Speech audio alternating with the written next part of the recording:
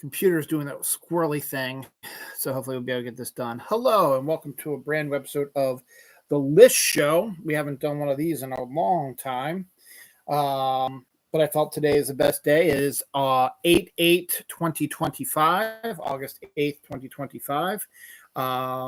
My daughter came back, surprised me from college yesterday. So she's out with her boyfriend right now at the Music on Main Street up here in Reisterstown.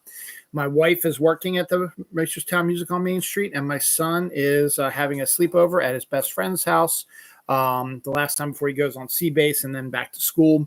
So I'm here home alone with my kitty, who's not with me today. He's up hanging out upstairs. But I figured I watched a couple movies yesterday that are underrated films, ones that I love so much that nobody ever talks about. So I figured it's about time to pull this one out. I had written the top 50 most underrated films, in my opinion, a long time ago when I first started thinking about doing this list show. And I've updated it periodically, and I've gotten enough that I actually have probably enough for a son of most underrated films of all time, but I'm not ready to do that one yet because I only have about maybe 20 of those. I'm going to see if I can get another 50 and do another two-parter down the line, maybe in the fall or winter or whatever. So we'll see. But right now I want to do the original one, which I was looking at the rankings this afternoon when I decided I was going to do this and realized I didn't like some of them. So I redid the rankings to make sure that excuse me. Yep. And here we are. So because it is 50 movies and I like to talk a lot, I decided I was going to split it into two parts. I'm going to try to do both parts today. So I'm going to do this one first and take a little breather and then set up a new one. So I might be on the air here for about 4 hours. So that'll be crazy. I haven't done that in a long time either. But it should be fun. So we're gonna split up in half. Now let's discuss real quick a few things about the list show. First and foremost, this is my list, not your list, not your neighbor's list, not your girlfriend's list, your boyfriend's, your partner's list, whatever. This is my list. If you don't like it, you can say something in the comments, but I'm gonna say, well, whatever, dude. It's my decision. It's my list. If you have your own list, you make your own list. If you don't agree with my rankings, make your own rankings. But this is, in my opinion, what I like. Now, what is underrated? To me, underrated is there are films on here that have made money and people may know about it, but that's, and some have been, had gotten awards, stuff like that, or nominated for awards. But the thing is, nobody talks about these movies. Now, there are certain movies everybody talks about, or when you're talking about specific movies in a genre, these movies, to me, tend to either get overlooked or not talked about enough, or ones that I don't know if anyone's ever actually heard of them or seen them, or if they have, they might not remember them, try to refresh their memories. So that's kind of what I'm looking at here. So there might be some that say, yeah, that one made some pretty good money, but in my eyes, my top 50 here, I think that people know a lot of these, probably know a lot of them, but they don't know a lot of them. They're not in the zeitgeist, as it were. So the collective unconscious doesn't talk about these films all that much. So I'm trying to get it out there. And then there also might be some of these movies you've never seen before. Some of these movies may be your absolute most favorite movies of all time, and just you've never really, you're surprised that somebody else has seen them. Some of them might be movies you absolutely despise. Again, my list, my decisions. I do whatever I want, and well, my shirt's purple and it looks blue on the screen, but that's besides the point. So that's kind of the thing. So some of these you might have heard of before. Most of these have famous people in them, but they are films that not a lot of people talk about, that kind of slide under the radar. People may know if you mention the name, they might say, oh, I think I have seen that. Or that's one of these things that they might have seen once when it first came out and haven't since. So let's get this started here.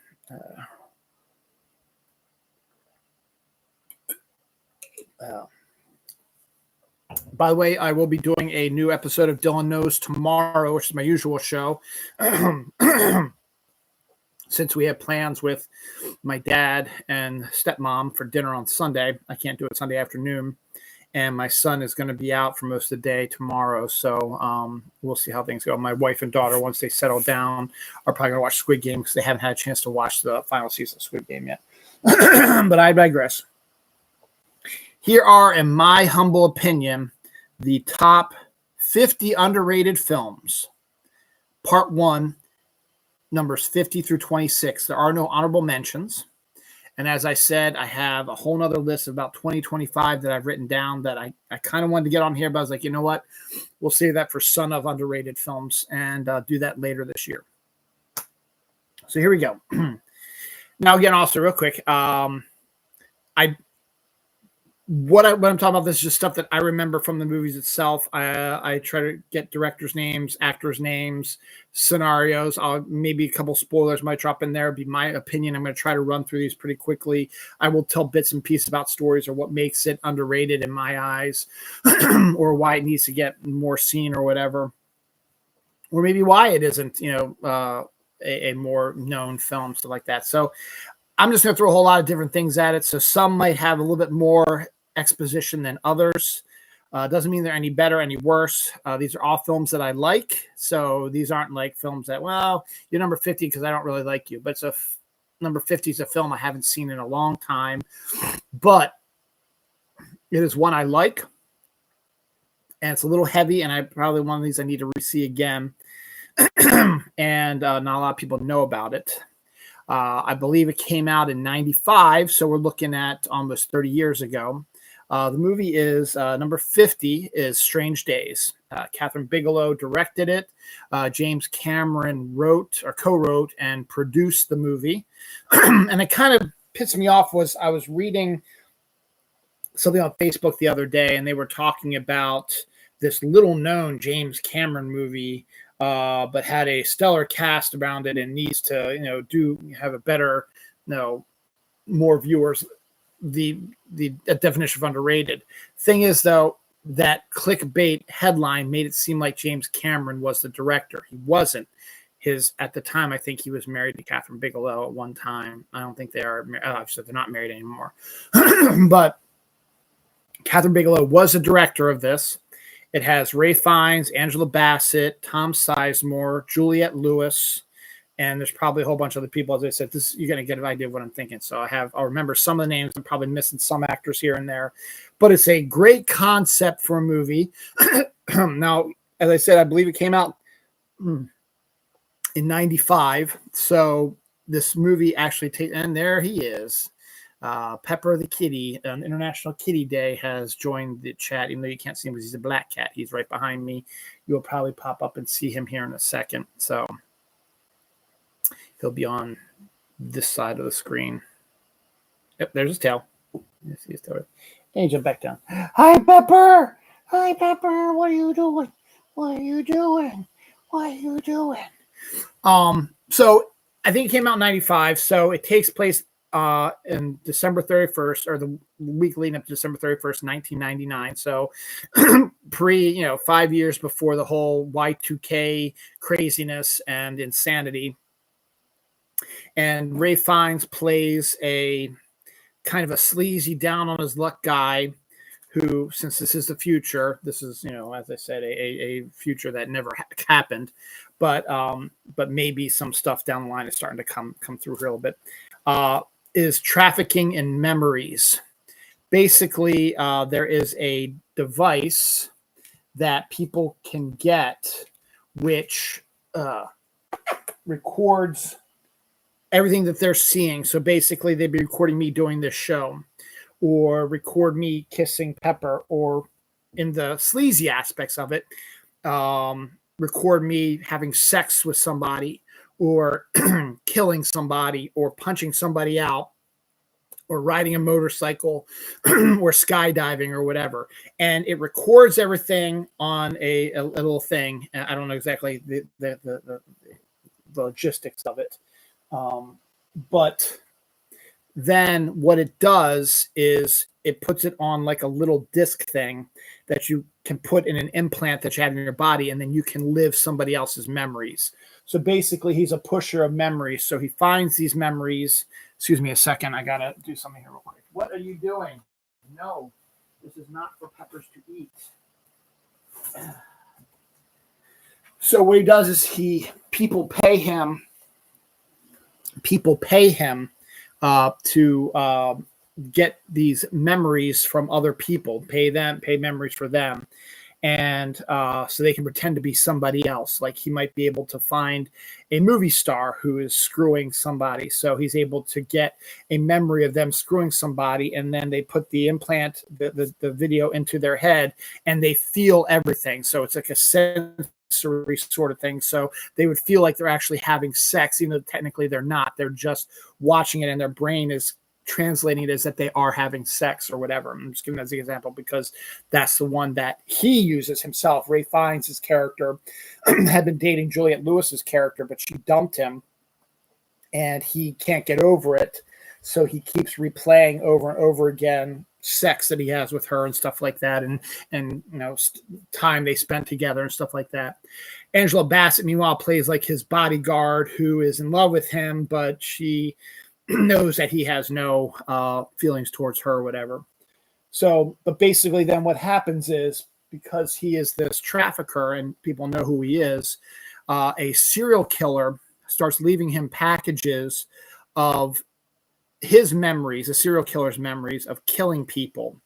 And he puts them, and so he checks them, and he feels the murders. It feels like he's murdering these people.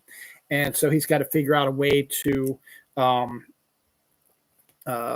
stop the serial killer, stuff like that. So that's the basic sort of premise of it. It's a dark dystopian,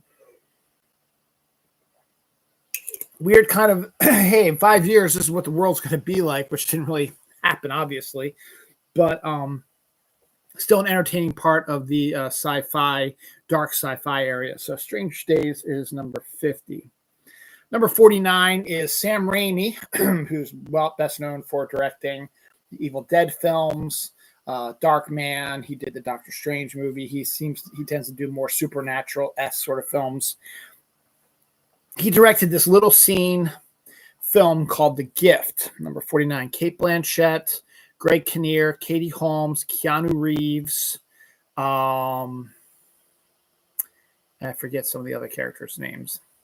But basically, Cate Blanchett plays a psychic who can see things and read people's thoughts and figure out things or whatever. And she gets caught up in the murder of a young woman played by Katie Holmes.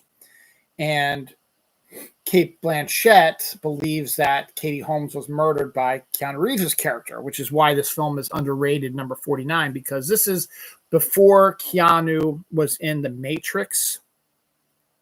So he was still kind of feeling his way around, but it is a totally different side of Keanu Reeves that you've never seen before. He plays an abusive asshole. He's a guy who beats up women, abuses them, is just a total dickwad shithead.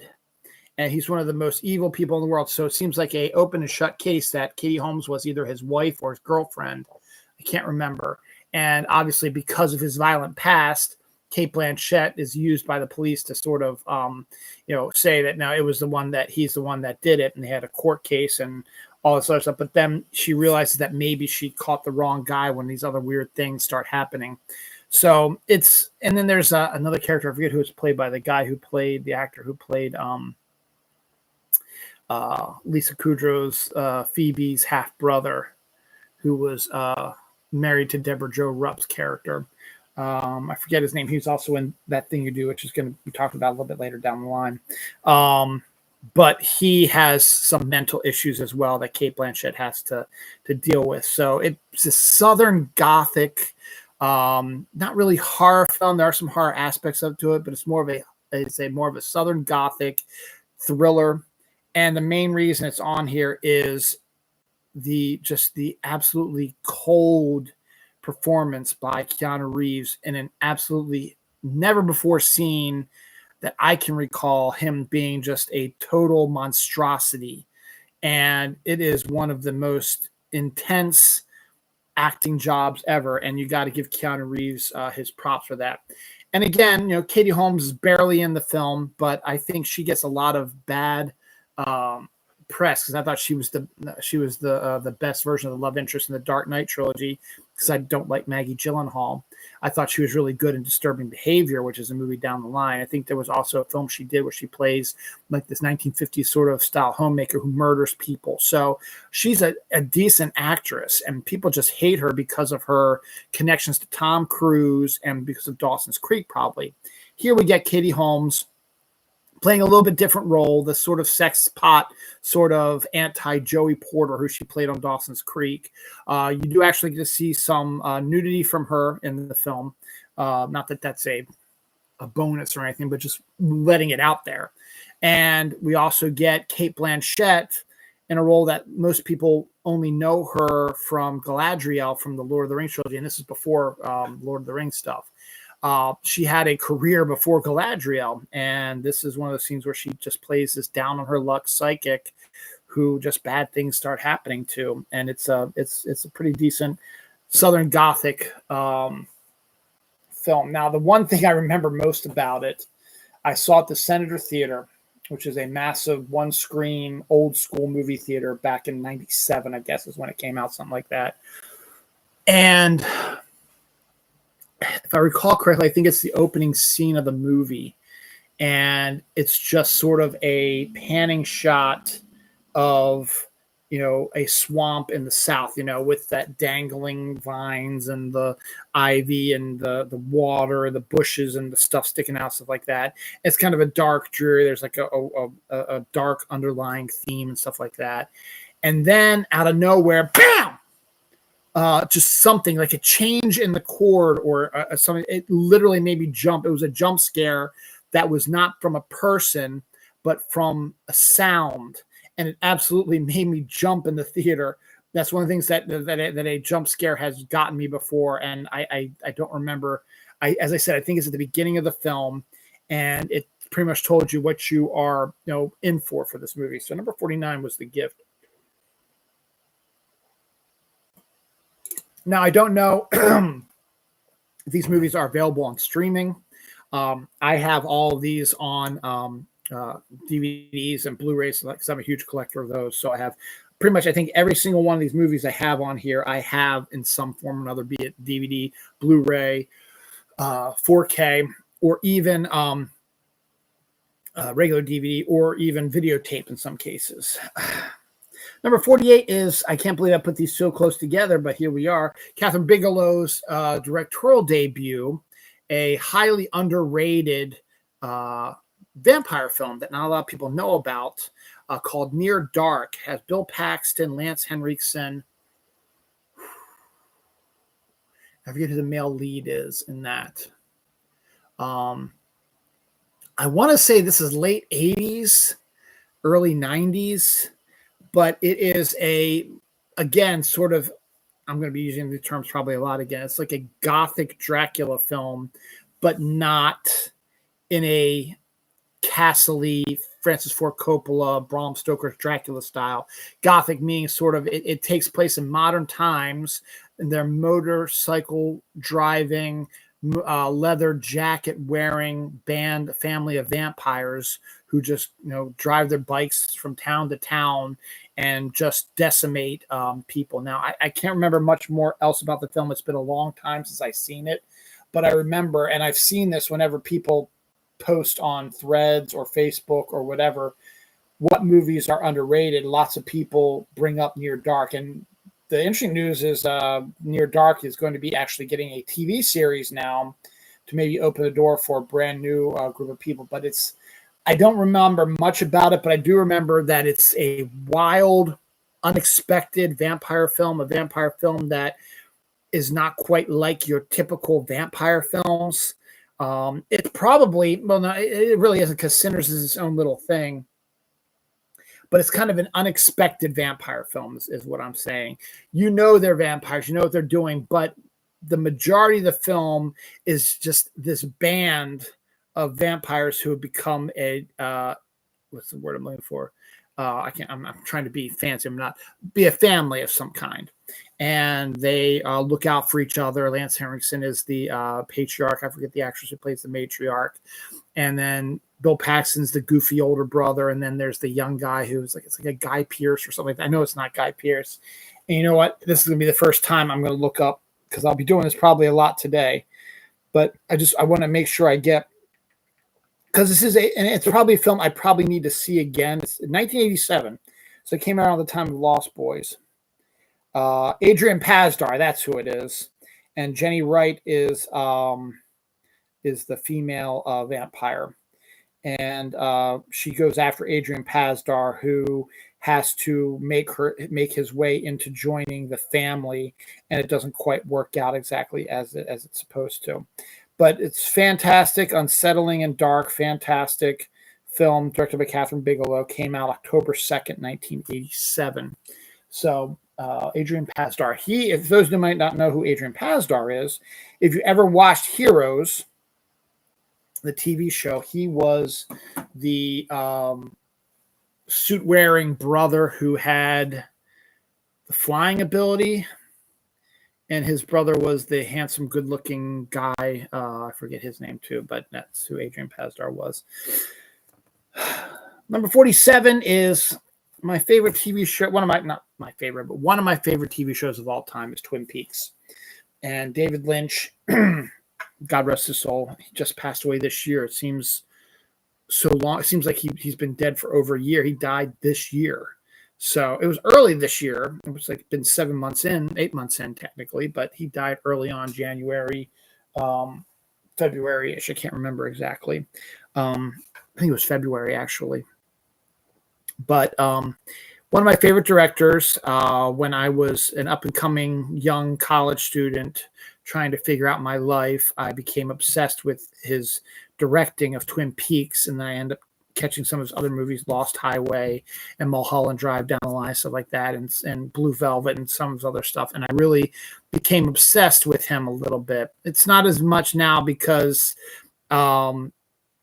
his stuff is very artistic. It is very weird and bizarre. And sometimes for me, it's unsettling because I tend to like to be a sort of straightforward movie person, but I will, keep my mind open and look at stuff. But you have to admire the artistic quality that David Lynch threw to his movies. Now, Twin Peaks was canceled after its second season due to low ratings. So the first season was absolutely an iconic, just stunning thing, and so it was one that everybody talked about. And then the second season came through, and the fans were getting bored with it. They wanted to get resolution on who killed Laura Palmer, but they kept covering it up and not seeing who it was. So the network said, hey, if you want us to keep doing the show, you need to find out something. That's not what David Lynch wanted to do.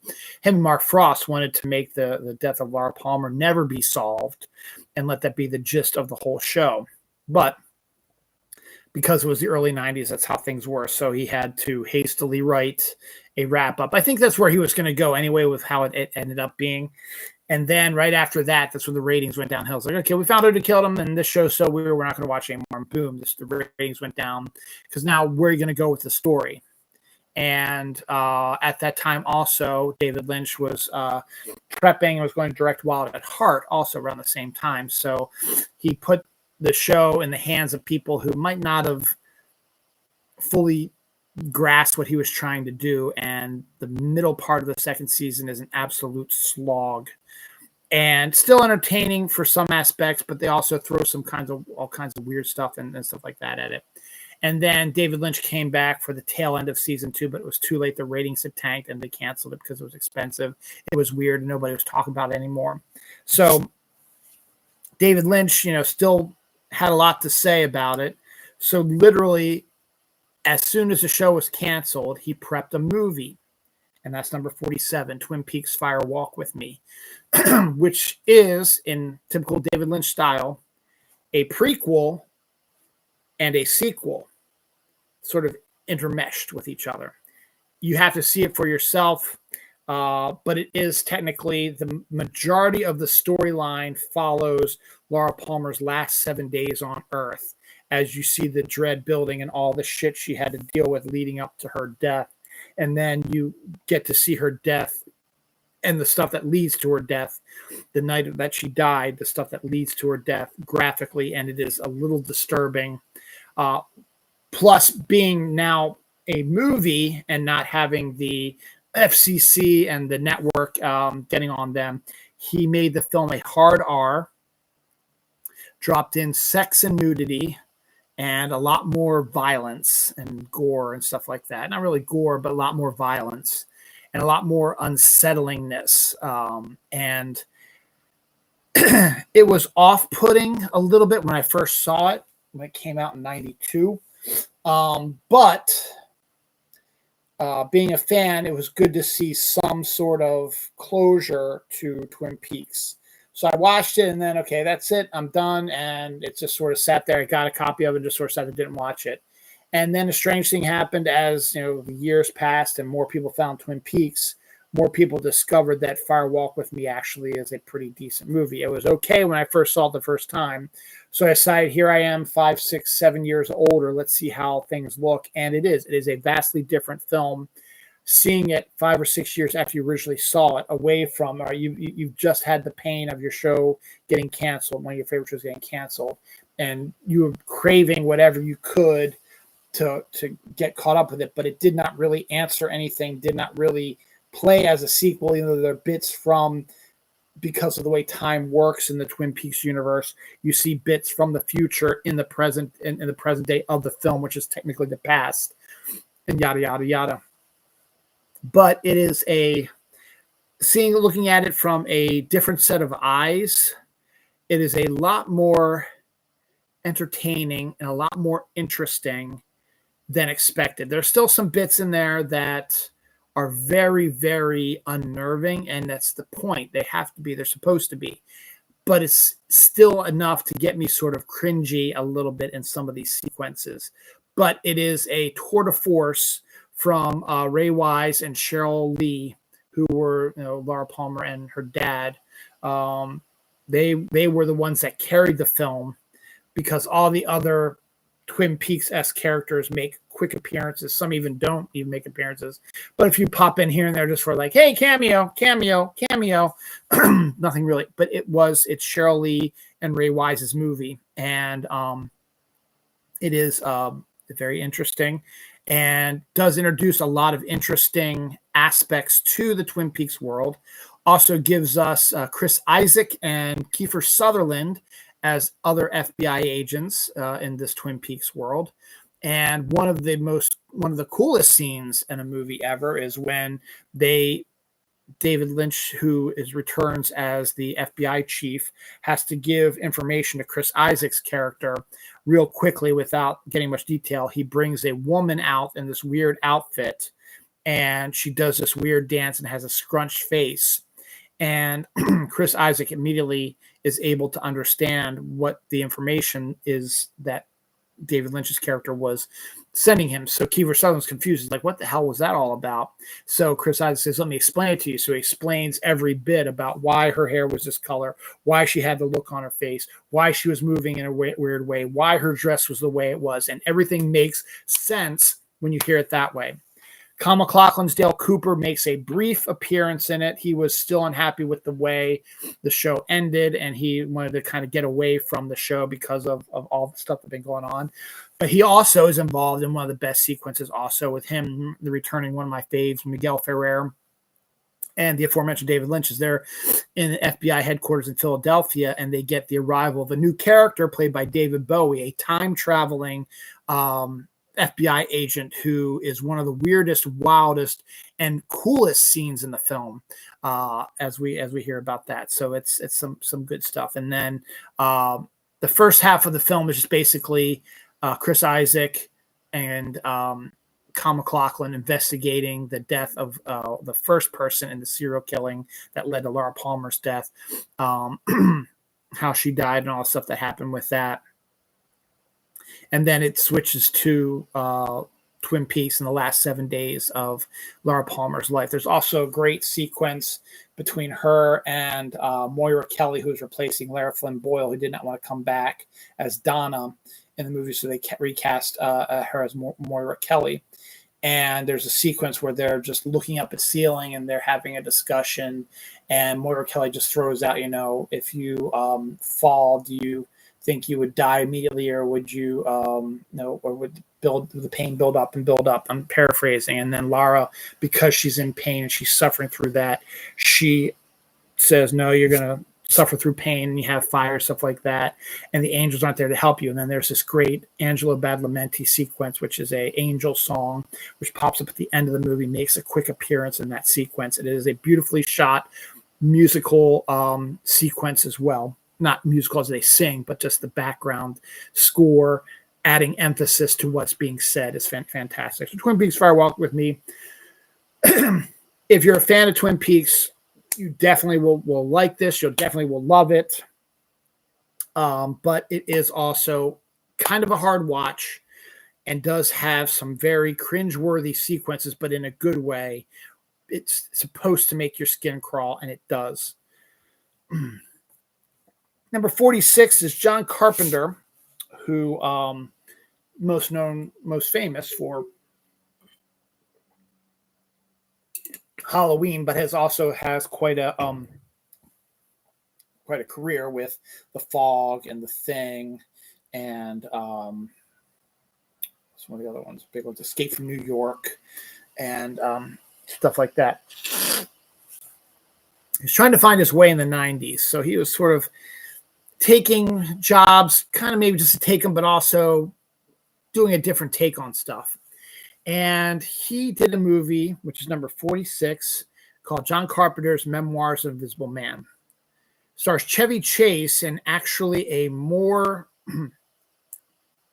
there's still comedy bits in it, but is a little different Chevy Chase performance. And that's why it's on this list, is because Chevy Chase has had some good characters he's created, but they've all been sort of in these big comedies, the vacation films, Fletch films, stuff like that. He's played these bigger than life sort of Chevy Chase sort of roles.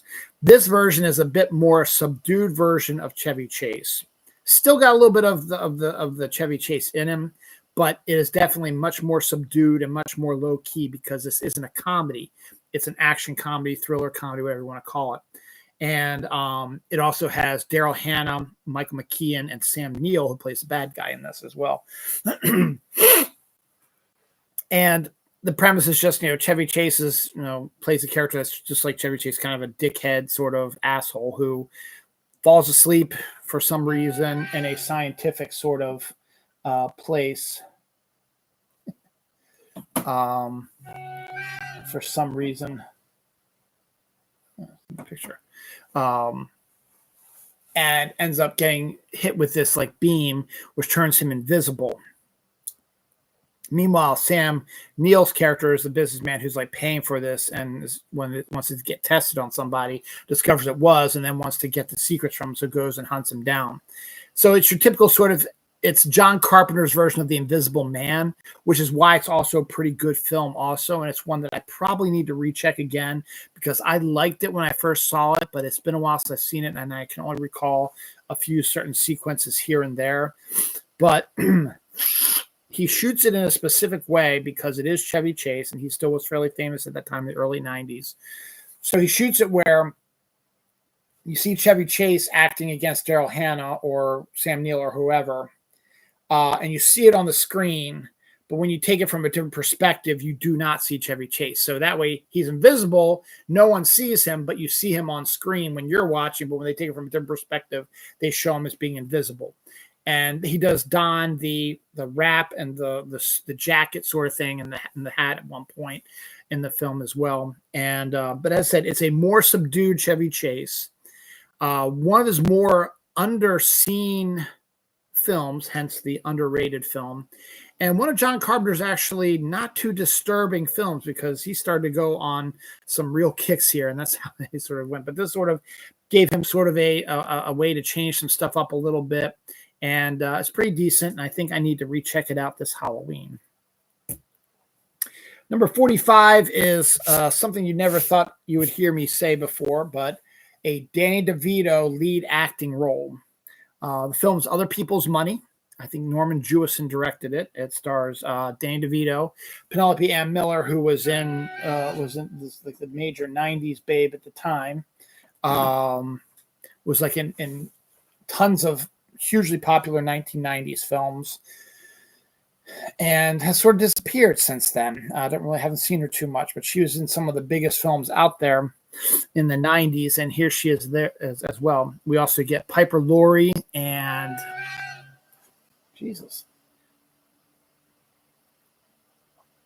Piper Laurie, and then the famous actor. I gotta look this one up because I want to make sure I get the famous actor. There, Other People's 1991. Gregory Peck, that's who it is. Dan DeVito, Gregory Peck, Penelope Ann Miller, Piper Laurie are the main characters in this. And basically, Dan DeVito plays, let's be truthful about it, plays Dan DeVito. Kind of. He is a hard-driving businessman who's single, living alone in a hotel, loves nothing but money, loves taking over companies and making more money and making more money. He has set his eyes on a cable company, cable as in the wires that you see.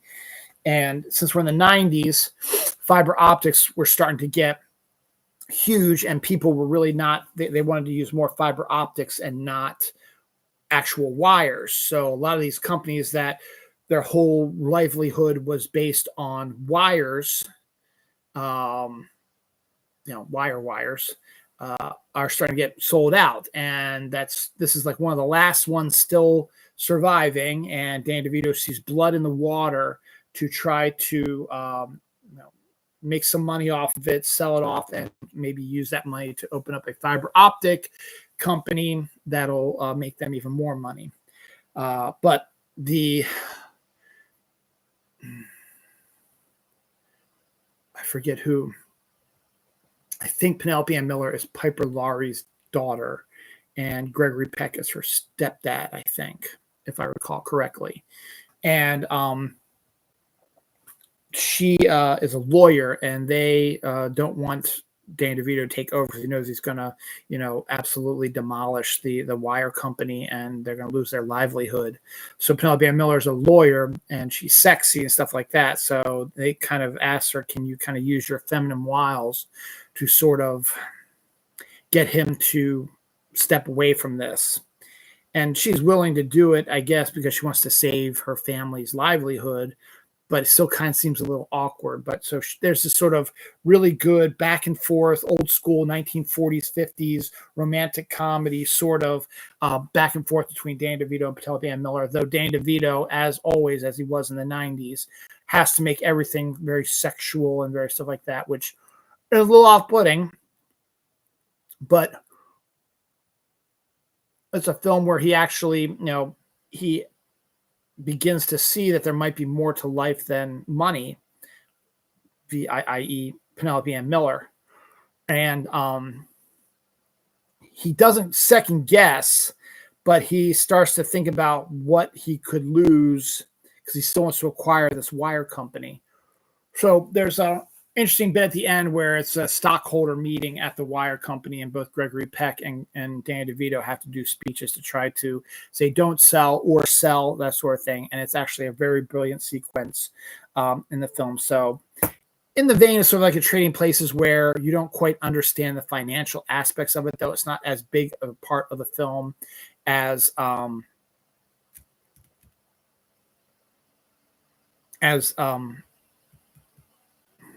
shit, I lost my train of thought. As expected, the Other People's Money is more of a romantic comedy between Penelope Ann Miller and Danny DeVito, with the money aspect being the secondary storyline, whereas Trading Places sort of had that storyline as the main aspect of their story. Still fun, still entertaining. And he's not entirely sleazy, but he starts off really, really sleazy, but gets a little bit better. And his relationship with his butler / driver type of person is actually really a sweet, the only person who's probably really cared about him, i.e. sort of like an Arthur sort of movie.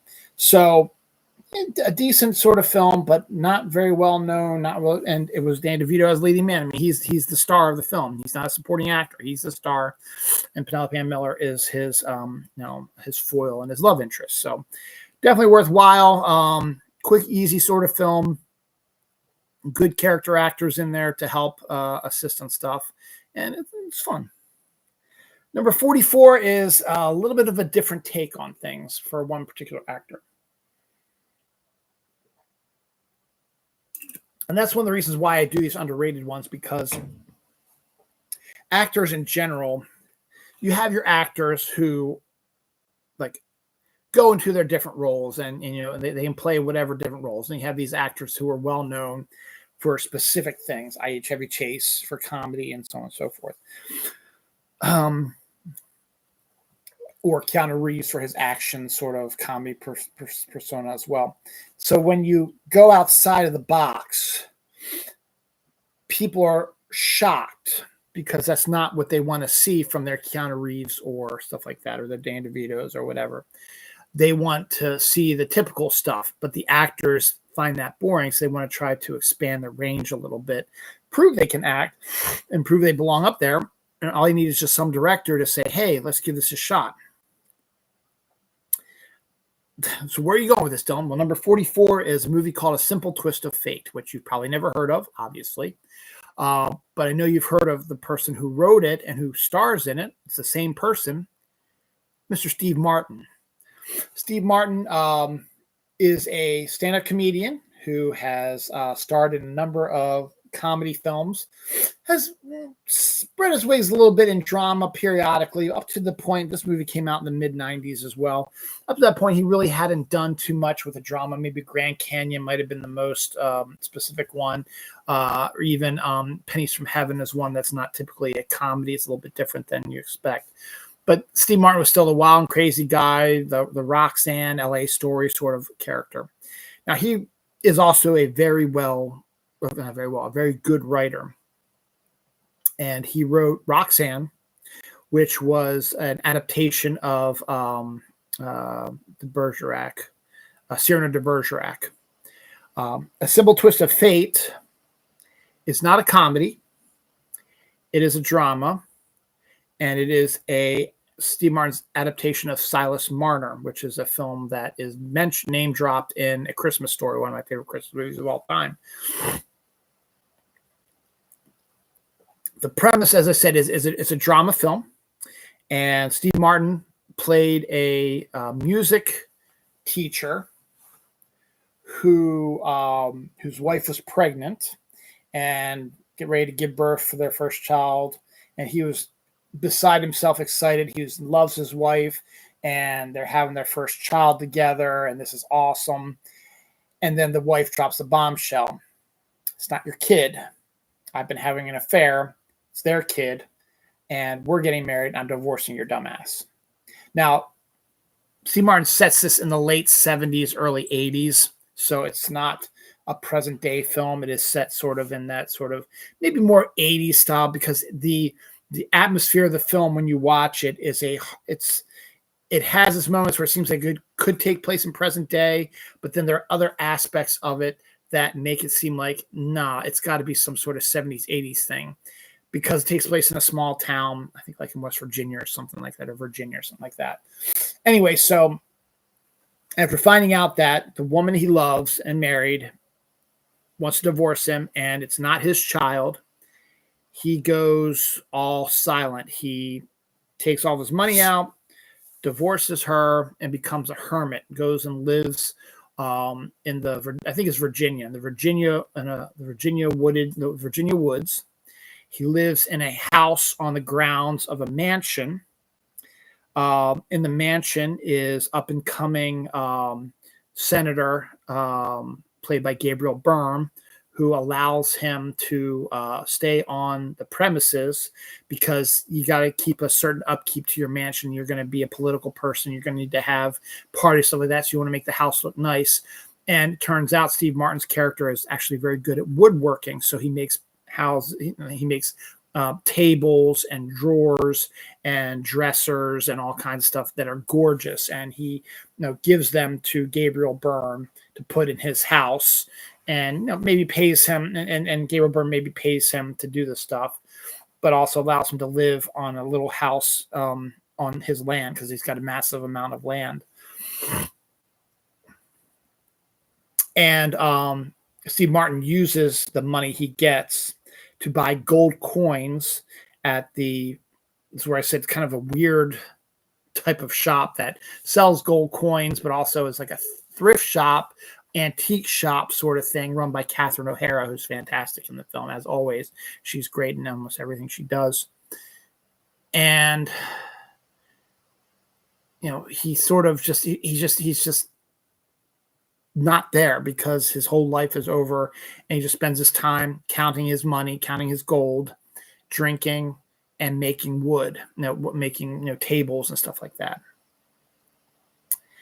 Gabriel Byrne, meanwhile, is running. I don't know if he wasn't a senator at that time, but he's running for a senator, House Representative seat, something in Washington, and he is a government official, like maybe works for the government of Virginia, or whatever. But he has a history.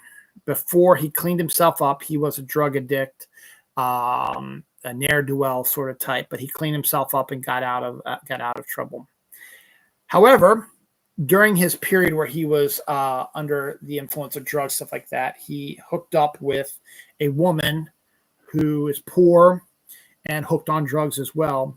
Got her pregnant, but left her once he said, "I can't have her," and paid her off. Is paying her off. Is like, I can't have this ghost of her, it would ruin my career, my political career, if everyone found out that I had an out of wedlock baby with a drug addict, and she's pregnant with this child. So in order for her to not tell anything to the press, he gives her like a stipend every month that is delivered by his ne'er-do-well brother, played by Baldwin, not Alec.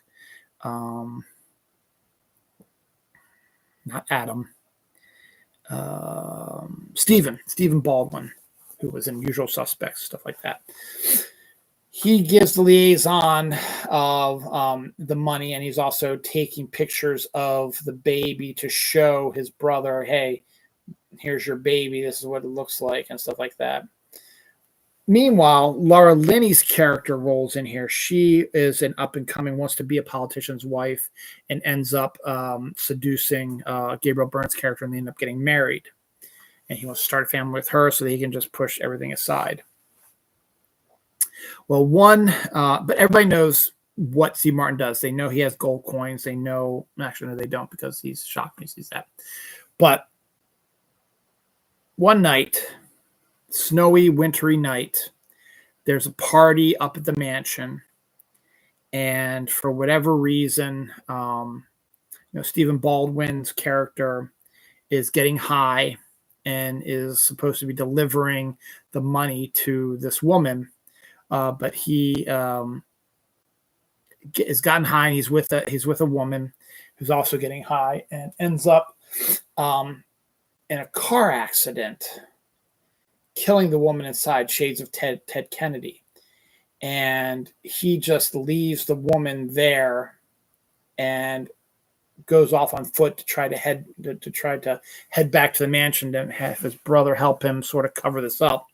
But he stumbles upon Steve Martin's little house. So he goes in and says, "Okay, on second thought, let me just steal some shit from here and let me just get out of town, and then he can deal with this himself. I'm tired of being his lackey or whatever." And so Steve Martin's passed out from drinking, and Steve Baldwin goes and is taking some stuff, money and whatever he can find. And then he opens a drawer that has all of his gold coins in it, which is the only thing Steve Martin loves. And Stephen Baldwin steals all the gold coins and leaves and disappears. So Steve Martin obviously wakes up and sees that all of his gold coins are gone, and absolutely loses his fucking mind and has to rebuild. So now a few years pass, maybe not a few years, a few weeks, a couple days pass, whatever. And the drugged out woman, who's the mother of Gabriel Byrne's daughter, hasn't gotten the money yet because Stephen Baldwin has disappeared. And so she's like, all right, we need money. So we're going to just march up to that house where he's having this party and let him know this is your daughter, and let everybody know this is your daughter, and that we need money. We're going to silence me with money, and then you don't give me the money. We're not going to stand for that. But it is a snowy, cold day, and her car breaks down, and she ends up walking through the snow, and she's not wearing hardly anything because she's poor and stuff like that, and she's high on drugs anyway. But her daughter's still alive, and the mom can't make it anymore. No, she's going to die. So she tells the daughter to go to the nearest house, which is Steve Martin's house.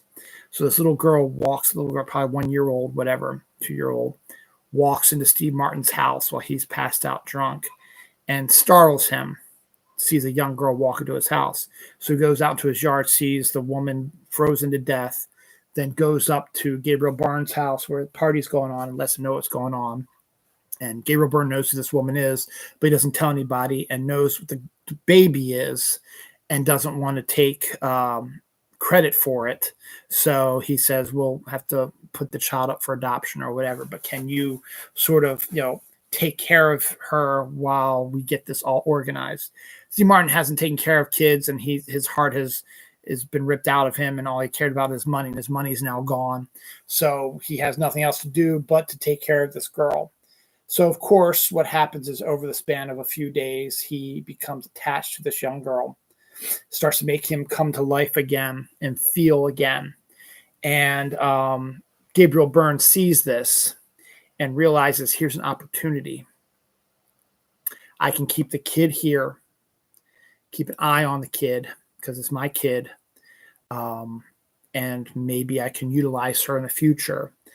But let me help facilitate the adoption of the baby, because Steve Martin's been talking about how much he wants to adopt the baby, but because his financial records are not good enough, they're planning on putting the baby into foster care. But Gabriel Byrne uses his political powers, because he has won his election, to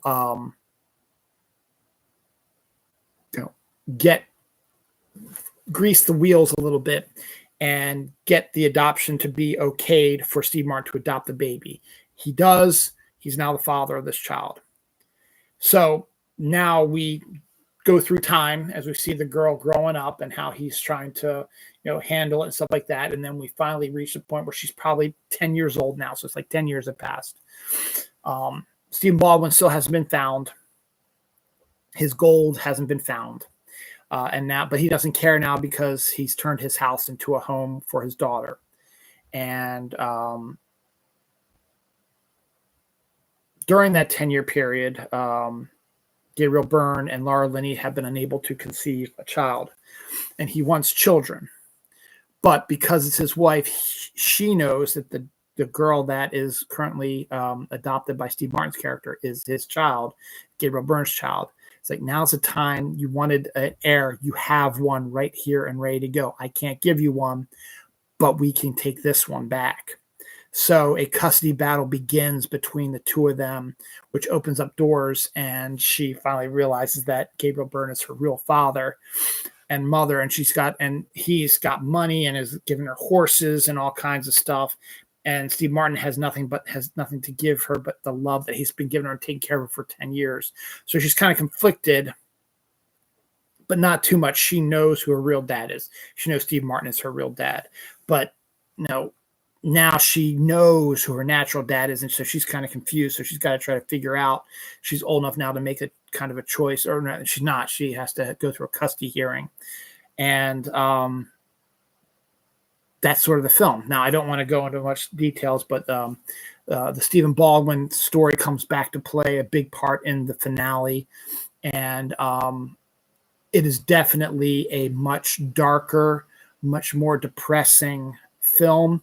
Director, I don't know who directed, but the director shot it that way deliberately. He's got sort of a haze, sort of a fog, a fade, almost like it's like a not really a fade, but a bleed. It's not really, the colors aren't really popping. They're more of a lot of kind of dull colors, sort of like that.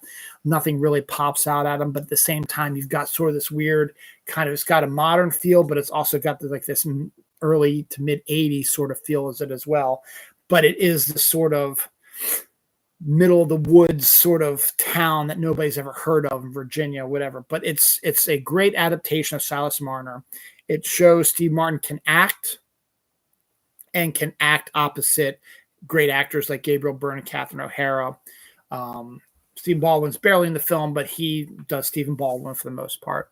And that's really about it. And Steve Martin has great chemistry with the girl who plays his daughter. And it's depressing. It has a few cheerful moments, but they're few and far between. But it's still a pretty decent movie and one that not a lot of people know about, and quite a departure for Steve Martin. There's a good example. I was sort of shorten some of these other ones, and then I want to discuss more of this one. 43 is next up.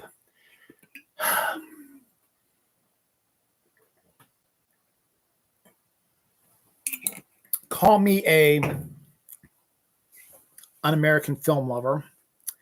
I'm not the biggest Martin Scorsese fan. I like some of his stuff, but a lot of his stuff is redundant, ultra violent, always talking about crime and mobs and different stuff like that. He has done various other projects here and there, but a lot of them still have the same sort of ultra violence and stuff to it as well. And just bizarre stuff. The Wolf of Wall Street, I thought I was going to enjoy a lot more than I did. I didn't. I really did not like The Wolf of Wall Street.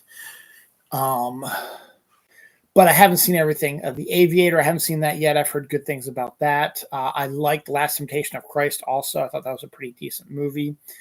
Goodfellas is okay. It's overrated in my opinion. That's just me. I know, blasphemy. Same with Casino. They're all the same. They're mafia stories that are basically the same. Ultra violence, language, stuff like that. And then, he really hasn't changed much. The Departed, is a little bit, it's like not really mafia, but it's an updated version of Crime Bosses and crooked cops and stuff like that. And yeah, I know it's based on a Japanese film, but still. And then, just the one he just did, Flowers of the something of the Flower Moon, which I read the book of and I really enjoyed it, but and that's good, but I haven't seen that yet. Where there's the one about Hoffa, Jimmy Hoffa, with Pacino and De Niro in it as well. So a lot of it's just just sort of typical ultra violence language sort of thing, Cape Fear, stuff like that. So I've never been the biggest Martin Scorsese fan, and then when he went off on Marvel films, it made me like him even less. I appreciate him as a film connoisseur and a lover of all things film.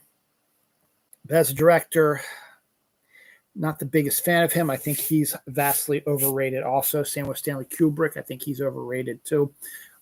Again, those two phrases are blasphemy in the world of filmmaking. I think Quentin Tarantino is overrated also. I like some of his stuff, but there's some stuff I think is not great.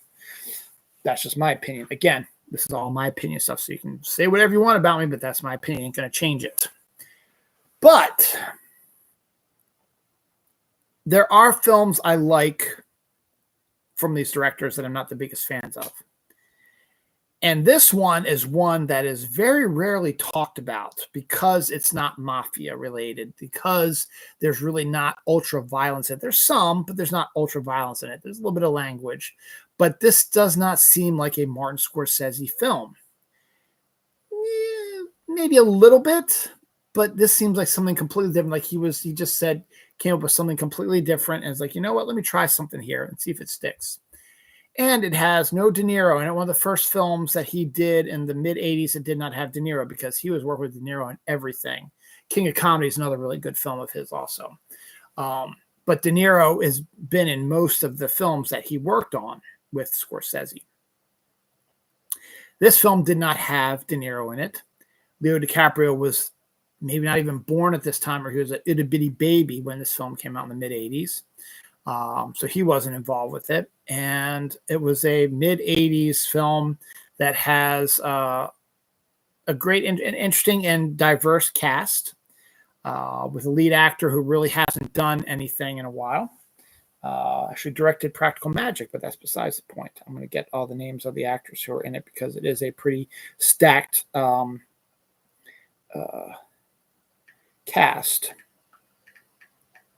And it's 1985. It's so prevalent that Ted Lasso, one of my favorite shows, which also, can't believe 2025 is the way it is. I saw all of Ted Lasso this year for the first time also. Again, it seems like I've watched it last year, but no, it was earlier this year like that.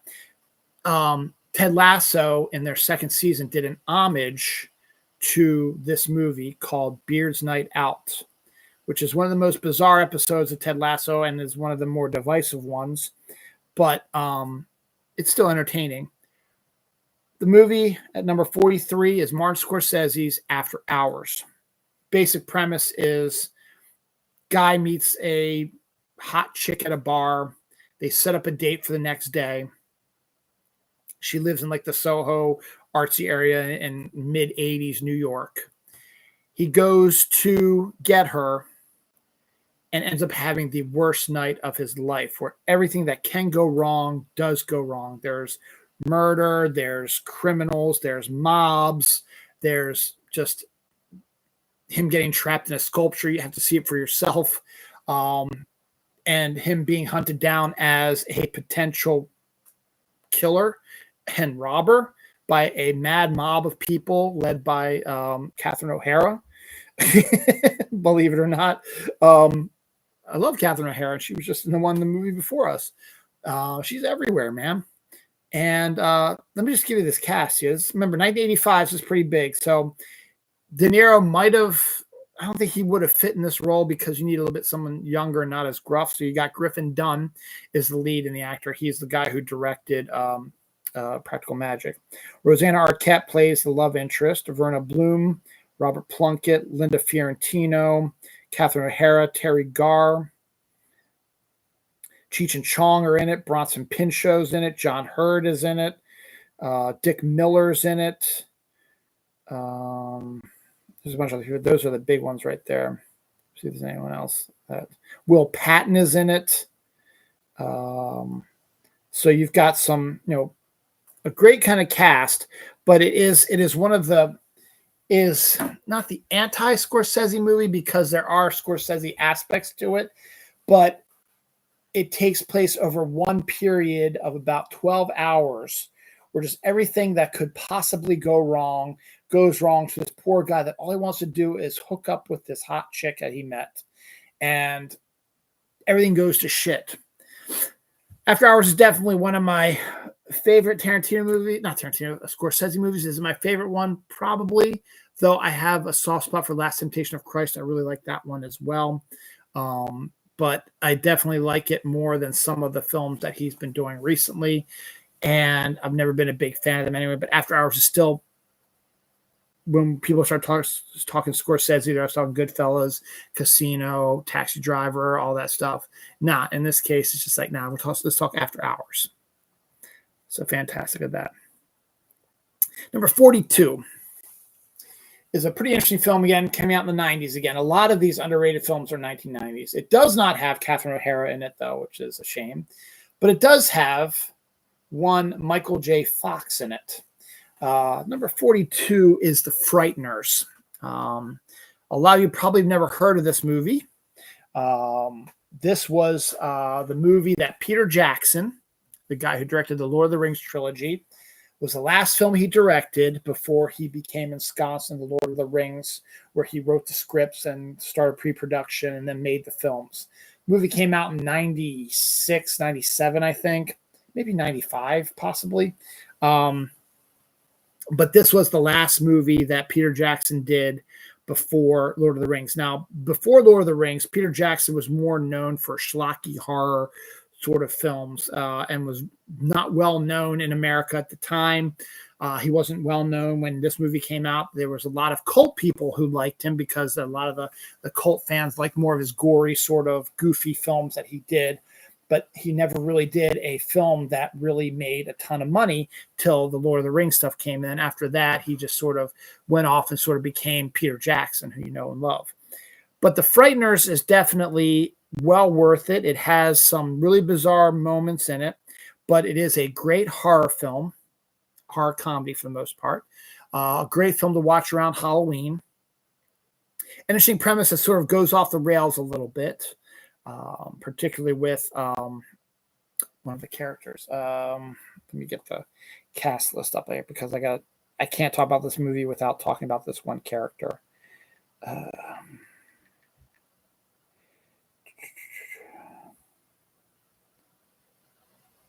Jeffrey Combs, that's who it is. Okay.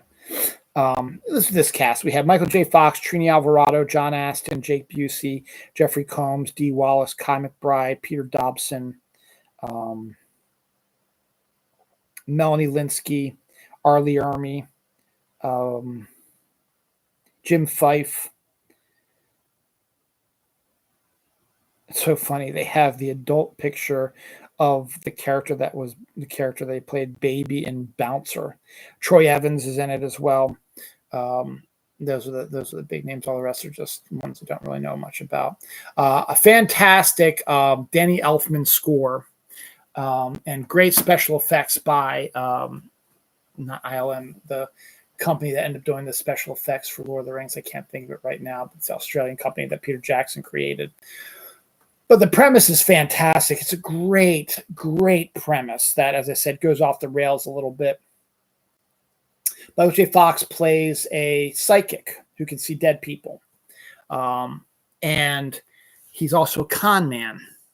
And what he does is he's got three ghosts, actually, that help him out.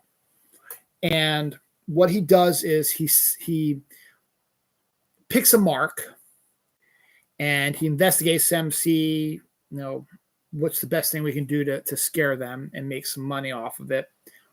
And then sends his ghosts in to cause all kinds of havoc and wreck all kinds of stuff and discreetly leave a card for psychic exterminator, ghost exterminator, played by, Michael J. Fox character. So the people who are freaked out by what the ghosts are doing see this card and say, oh my God, we should call him. He can get rid of these ghosts. They call up Michael J. Fox. He comes in, he talks about it, does all kinds of little trickery, stuff like that. And then pretends to get the ghosts out because they're working for him, and then charges an inordinate amount of money. And that's how he makes his money. Now, some people know he's kind of a con artist. Some people don't kind of like that takes advantage of people who just lost loved ones as well, that type of thing. But he's got to make a living too. And he has a past that's disturbing him. His wife he absolutely loved died in a car wreck. And that's sort of what caused his power to be able to see dead people.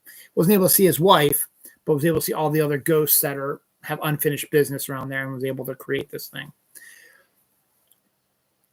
So he goes to a house to do an extermination, and Trini Alvarado is the female lead who believes in him, and her husband, played by Peter Dobson, who's the biggest sort of douchebag out there. They have this ghost issue coming up, and so she calls him in, and Peter Dobson already doesn't like him because they had a skirmish due to a car wreck, that they've gotten into a car accident with each other earlier in the movie. And so when it shows that he came in, he's the one who's doing this. He figures it's a scam or whatever. It's like, whatever, let's just get this out of here. But during the process of doing this, he looks at Peter Dobson's character. He's got a number carved in his forehead. He's like, what is that? And Dobson's like, what are you looking at, you loser? Get out of my house. You did what you were supposed to do. And doesn't quite understand what it is, because something flashed back that his wife, when her body was found, had a number carved in her forehead too. And it's kind of coming back to him about this. He doesn't quite understand what that is or what he just saw. And then Peter Dobson's character dies. And I just said her name. I can't remember her name now. My God, see, getting old is bad, people. Trini Alvarado remembers him and says, can you talk to my ex-husband? I need to find out what he did with this money that I put aside, and he blew it on the horses or whatever. because he's now talking to Michael J. Fox's character, even though Trini Alvarado can't see him. He's talking to Michael J. Fox. Michael J. Fox is trying to get him out and away from Trini Alvarado, because I think he might want to try to score with her also. But at the same time, he's worried about these numbers he's been seeing. And then he starts noticing other people start dying, and they have numbers on their foreheads when their ghosts come out also. So he's wondering what's going on. And then he spies he's in the bathroom in a restaurant, and he's going to the bathroom, and there's a guy in there with him who all of a sudden Michael J. Fox sees this shrouded ghost creature with like skeleton hands come out of the walls and stick his hand into this dude's chest and crushes his heart, and he dies, and then carves a number in him, and he flies away. So Michael J. Fox now realizes that there is a ghost out there that is killing people, and he's got to stop it. And that itself is an insanely great idea. And it goes off the rails when they bring in Jeffrey Combs' character, who plays an FBI agent who has he has very bad PTSD and mental issues, because he has been undercover with cults and stuff like that, and they've messed up his head. But it's one of the weirdest performances, but it's Jeffrey Combs.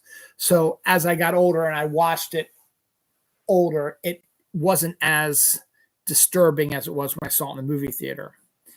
And so everyone is starting to point fingers now at Michael J. Fox, because they can't see this shrouded ghost killing people, but everywhere that a dead body is, Michael J. Fox seems to be there. So they think that he is either the killer or he's doing the killing somehow with his psychic ability.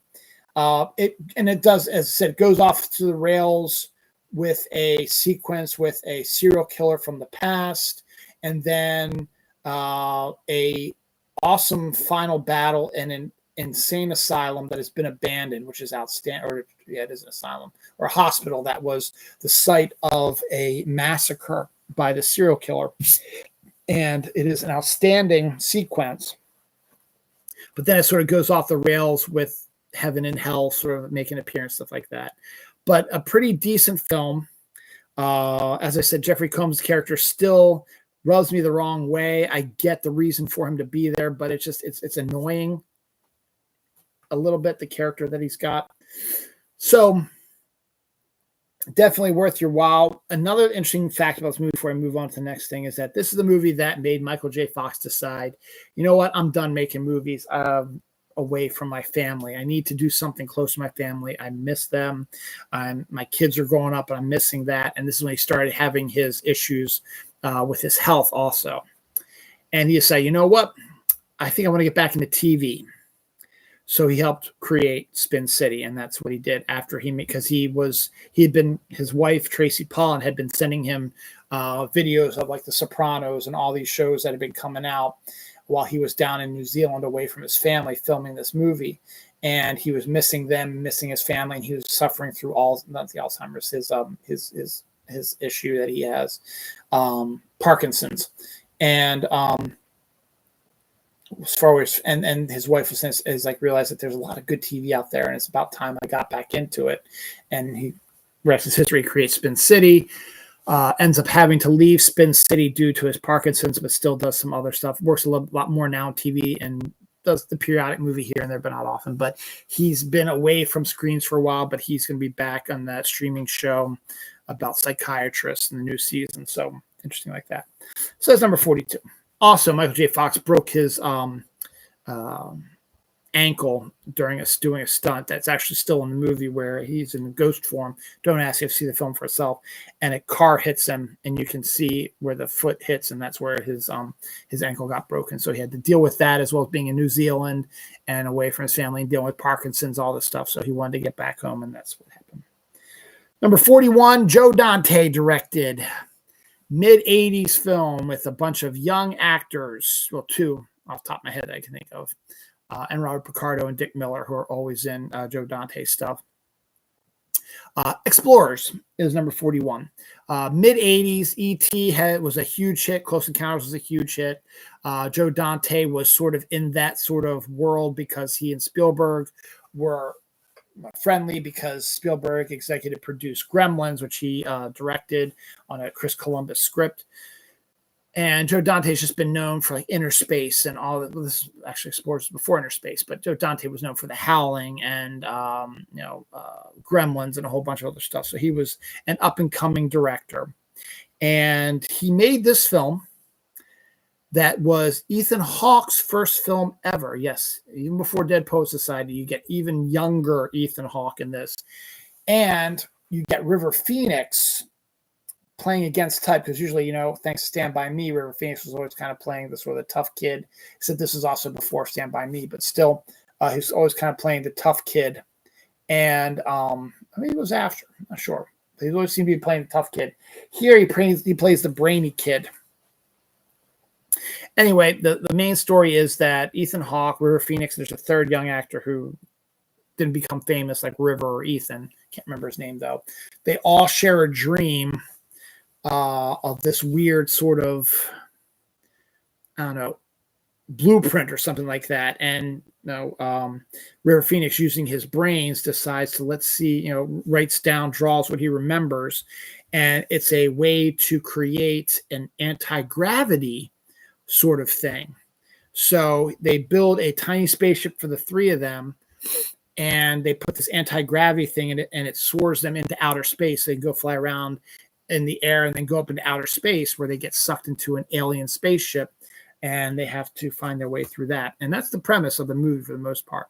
Explorers is a great, fun, coming of age sort of film. Young Ethan Hawke, young River Phoenix, Joe Dante doing a fantastic job directing, great storyline, and really interesting visuals, and a good kind of coming of age sci-fi film.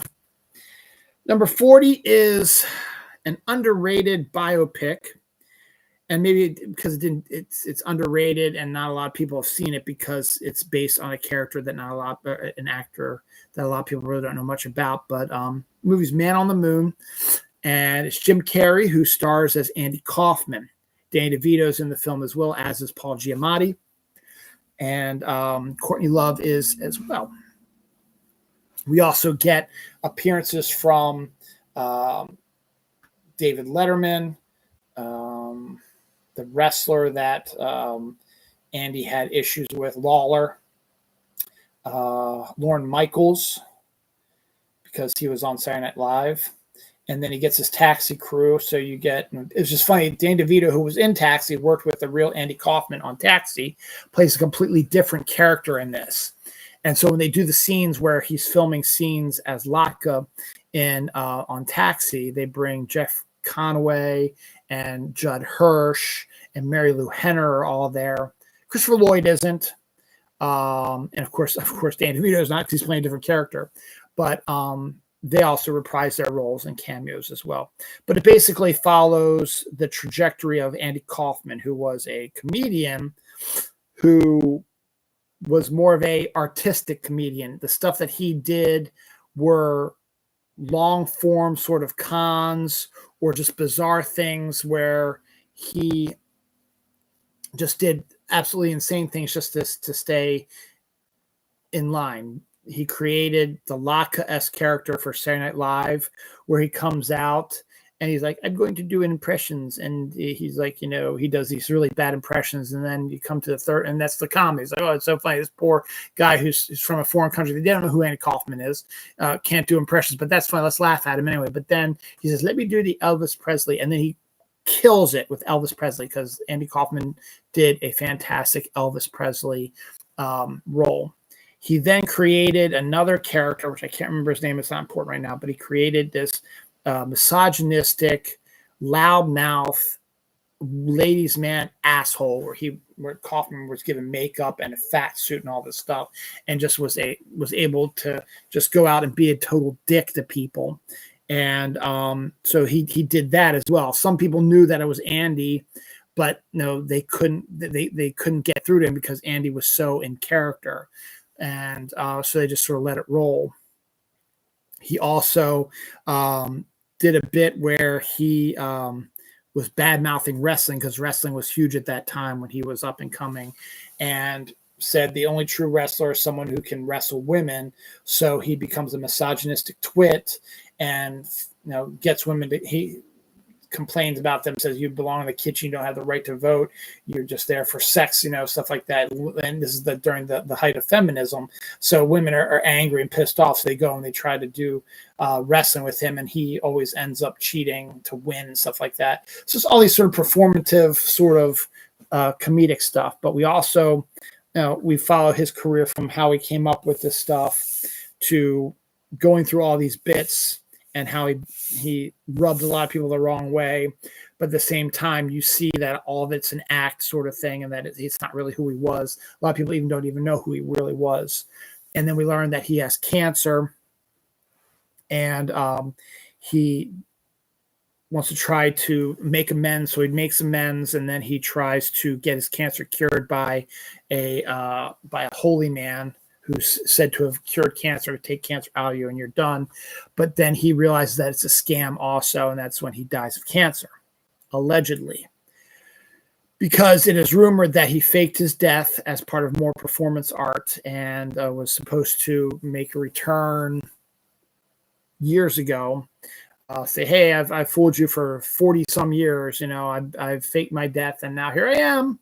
Another thing, my dad came up with this idea, is that in the mid-'80s, right after Kaufman died, there was a number of Elvis Presley sightings at like diners and bars and stuff like that. People who saw this guy looked exactly like Elvis Presley, sounded like Elvis Presley.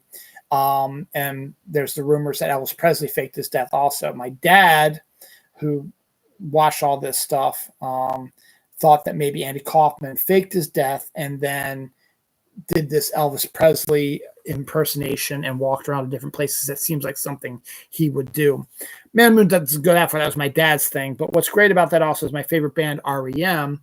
They did the score for the movie, as well as write The Great Beyond, which is one of their best songs ever, and Man on the Moon, which is one of their best songs ever, both of which are about Andy Kaufman. So Man on the Moon is definitely worth your while. It is, again, a different side of Jim Carrey you don't see. And he really went gung-ho, went full guns a-blazing as Andy Kaufman, and everyone was amazed at his performance. And I think it's a shame I don't think he got nominated for anything, because it's actually it was a pretty different performance. So that's number 40 is Man on the Moon. So we got 1, 2, 3, 4, 5, 6, 7, 8, 9, 10, 11, 12, 14 more to go, and I'm going to kill it with an hour and 22 minutes. So let's see what we got here. Number 39 is Replacements. Right after the first movie, right after The Matrix turned him into a massive worldwide superstar, Keanu Reeves decided he wanted to try something a little different. So he joined up in a small little sports comedy about that sort of is based on a true story. There was a period in NFL history where the NFL players went on strike, and the owners brought in, scrubs or walk-ons, people who were not professional football players, were in college or had connections but never made it in the NFL. And I forget the name that they used for that. And bring them so they can continue the NFL season, because the NFL is a big money maker. So this film follows the Washington Generals, which is not the name. It was supposed to be the Washington Redskins, but this is not based on a true story. It's just sort of similar that's the NFL goes on strike, and you bring, so none of the teams are like Dallas Cowboys or 49ers or anything like that. They're all fake named football teams. But Keanu Reeves plays Shane Falco, who was on his way to becoming a first-round draft pick quarterback by an NFL team, but he had a disastrous Sugar Bowl performance that soured a lot of the NFL, and he was undrafted. So he left the football and now owns a boat and is goes around and scrubs off shit from people's boats. But Gene Hackman, who plays a coach who used to coach the Washington Generals, was retired, but the owners, once they decided they needed to bring some scrubs in, or these players in to I can't what's the name of the word.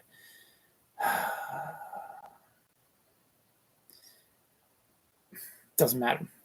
He comes in to coach them to get them together.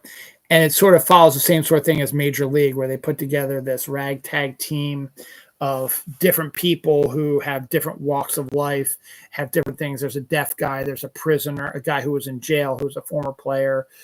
There's a guy who's a hugely Christian person. There's a twin brother tandem that when they're together, they're dominant, but when they're separate, they're not. There is a former sumo wrestler. There is a former footballer, meaning European footballer, who wants to come in there, played by Rice Ifans. There is a police officer, security officer, police officer. I think it's a police officer, played by Jon Favreau, who has anger management issues. And Shane Falco is the one who's supposed to be the quarterback and supposed to lead this team. They're going to play like 4 games to get, because Washington's in the hunt for the playoffs, and they want to get to the playoffs.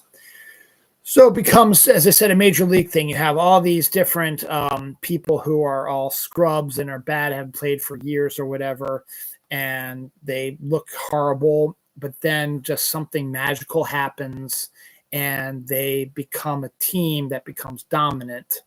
And it's your typical, sports cliche sort of thing, but it is a fun, entertaining, fast-paced film with Keanu Reeves going full-on return to comedy after his intense Matrix stuff. And he absolutely kills it here. What am I thinking about this? No, the gift wasn't after placements. I don't know. Maybe it was. Anyway, so that's number 39. Now, what's really interesting about The Replacements was they filmed it in Baltimore, actually, at the Ravens Stadium. They filmed the football, a lot of the football action at the Ravens Stadium, and they filmed it other bits and pieces, like Falco's house. He lives on a boat, is in the inner harbor right near the stadium, and there are other bits and pieces. It's Baltimore is taking the place of Washington in this case. So it takes place in Washington, D.C., but filmed mostly in Baltimore. There's some bits that are filmed in Washington, but the majority is filmed in Baltimore. And, it's you get a love interest who is a cheerleader. So you have the cheerleaders has to find replacements also, and they get like strippers and stuff like that to come in and do these strip teasing sort of cheer things, which is really, really cool. And it's just, Gene Hackman's just a great coach playing, his perfect like Hoosiers-esque coach. He's having a blast in this movie also. He's having an absolute blast making this movie. And just surround himself with a bunch of good actors, Rice Ifans, Jon Favreau, stuff like that. And then you, of course, have the bad guys who are the NFL players who are on strike, who are also a bunch of dicks. They're not just regular people. They're dicks to the scrubs that are coming in. I keep thinking, what is the name of like the strike breakers? Doesn't matter. The Replacement players. Replacements is a great film. Fun, brainless, cliched, everything out the wazoo, but it's fun. It's absolutely fun. Number 38 is another sort of political action film that a lot of people don't know about. It's also George Clooney's first film after he hit it big with ER. He had done a bunch of smaller stuff when he was younger, but then he got ER, became a huge star, heartthrob, and they wanted to test his mettle to see if he could carry that presence he had in ER into movies. So the first movie that they put him in was The Peacemaker. Second one was From Dusk Till Dawn. So you can get a kind of idea what's going on. But The Peacemaker stars George Clooney and Nicole Kidman, and Michael Beach is in there as well. And it's a action thriller in the vein of like A Hunt for October, Clear and Present Danger sort of thing, about a guy who steals a nuclear bomb and makes his way to New York City to detonate it. and George Clooney, who has to team up with Nicole Kidman's character, and they don't get along right away because they have different ways of doing things, to try to find out where this guy is, how he got a hold of it, stuff like that. It's a globe-trotting thing. There's some cool action sequence, I think, in Italy with a car sequence, which is really cool.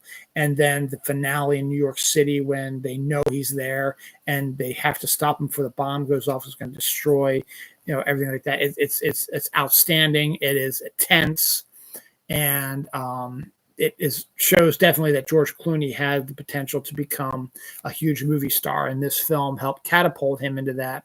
And literally a few months later, From Dusk Till Dawn was released, which is another great film that he was in, and still was working on ER, and then the rest is history. Nicole Kidman. She's a fellow June 20th baby, so I gotta love everything she does anyway.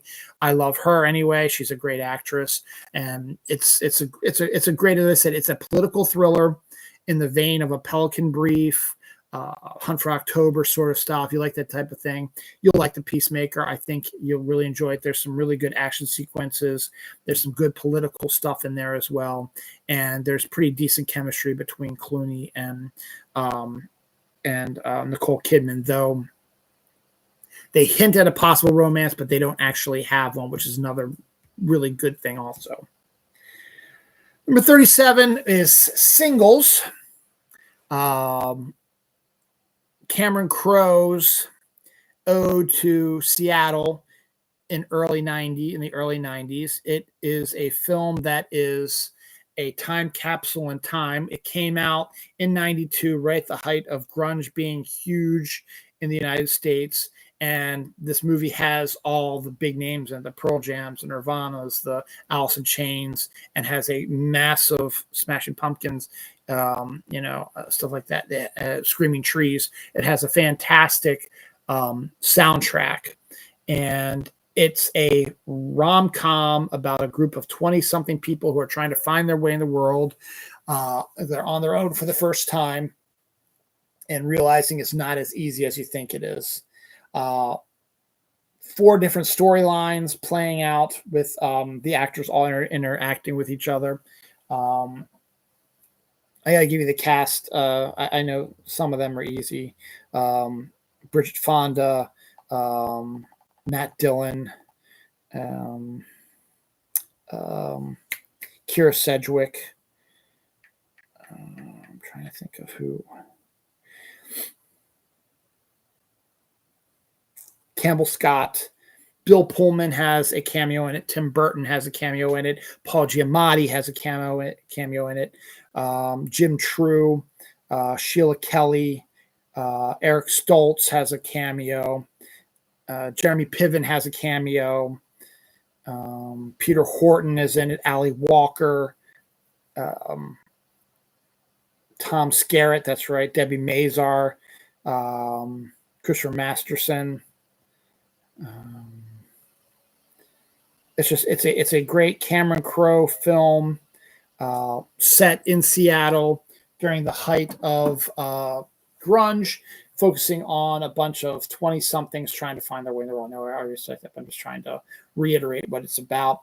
And it's great storylines, great cameos, some good funny lines in it, some good funny sequences in it, gorgeous scenery.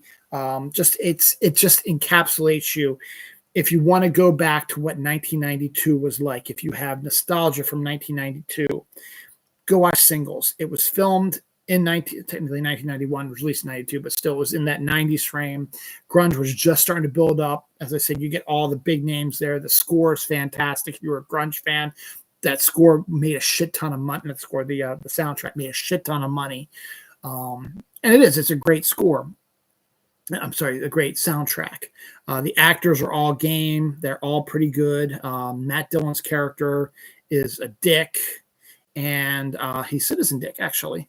Touch me, I'm Dick sort of thing. But he is supposed to try to change by the end, and I didn't quite buy it. He wasn't one of my favorite characters. But the thing is, it's a character. Matt Dillon creates a character. Bridget Fonda creates a character. The woman who is pining for her is boyfriends to Matt Dillon's character, but Matt Dillon takes advantage of her, and she keeps letting him do it until it comes to the point where, you know what, I don't give a fuck about this guy anymore. I'm going to let him, I'm not going to chase him more, let him come to me. And I think she should end up with Bill Pullman's character, who plays a plastic surgeon who she goes to talk to about enhancing her breast size. And he's older than she is, obviously, but he is has better chemistry with her than Matt Dillon does. And it's Bill Pullman, though, so he's fantastic in it. Campbell Scott and Kira Sedgwick are a great couple that, is that couple that got together and then something bad happens and they break up and they realize that if they would have just talked, they would have worked it out. And they do end up talking and they work it out. They become a decent couple again, but then she gets pregnant and they start deciding if they're going to get married. And then a car accident happens and she loses the baby and they decide that was what was keeping them together. Jim True has a very small role in it, but he has one of the best lines that I use for my Facebook page. I live my life like a French movie. I love that line. I have it on my Facebook page, have had it on my Facebook page since I had a Facebook page back in the early part of 2000 when it came out. And I still do, and I will keep it there forever. I love it. I live my life like a French movie. And if you ever get the DVD or Blu-ray of it, check the deleted scenes. There's a great sequence where Jim True is barely in the movie, but there is a deleted scene where he's talking about him living in a French movie, and the whole sequence is a French movie. He speaks French. All crazy stuff you see in French movies happens to him. It's a 5-minute bit, and it's outstanding. And I understand why it didn't fit for what they're doing with the film, but it's still fun to check out in the deleted scenes aspect of it. And then I forget her name, but she's the one Polly Walker. No, not Polly Walker. But that she was the roommate. But the one woman. Let's see if I still have the cast list up.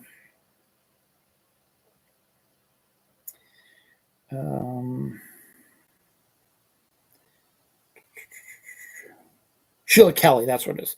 Sheila Kelly's character is a woman who goes to a dating site to try to makes dating videos. This is 1990s. So it's not a website. It's a dating video, trying to find love. And she's kind of a bratty sort of rich chick sort of thing. Kind of funny though, and that's where Tim Burton's cameo is in as well. So, and Peter Horton's is in, and Polly Walker's as well.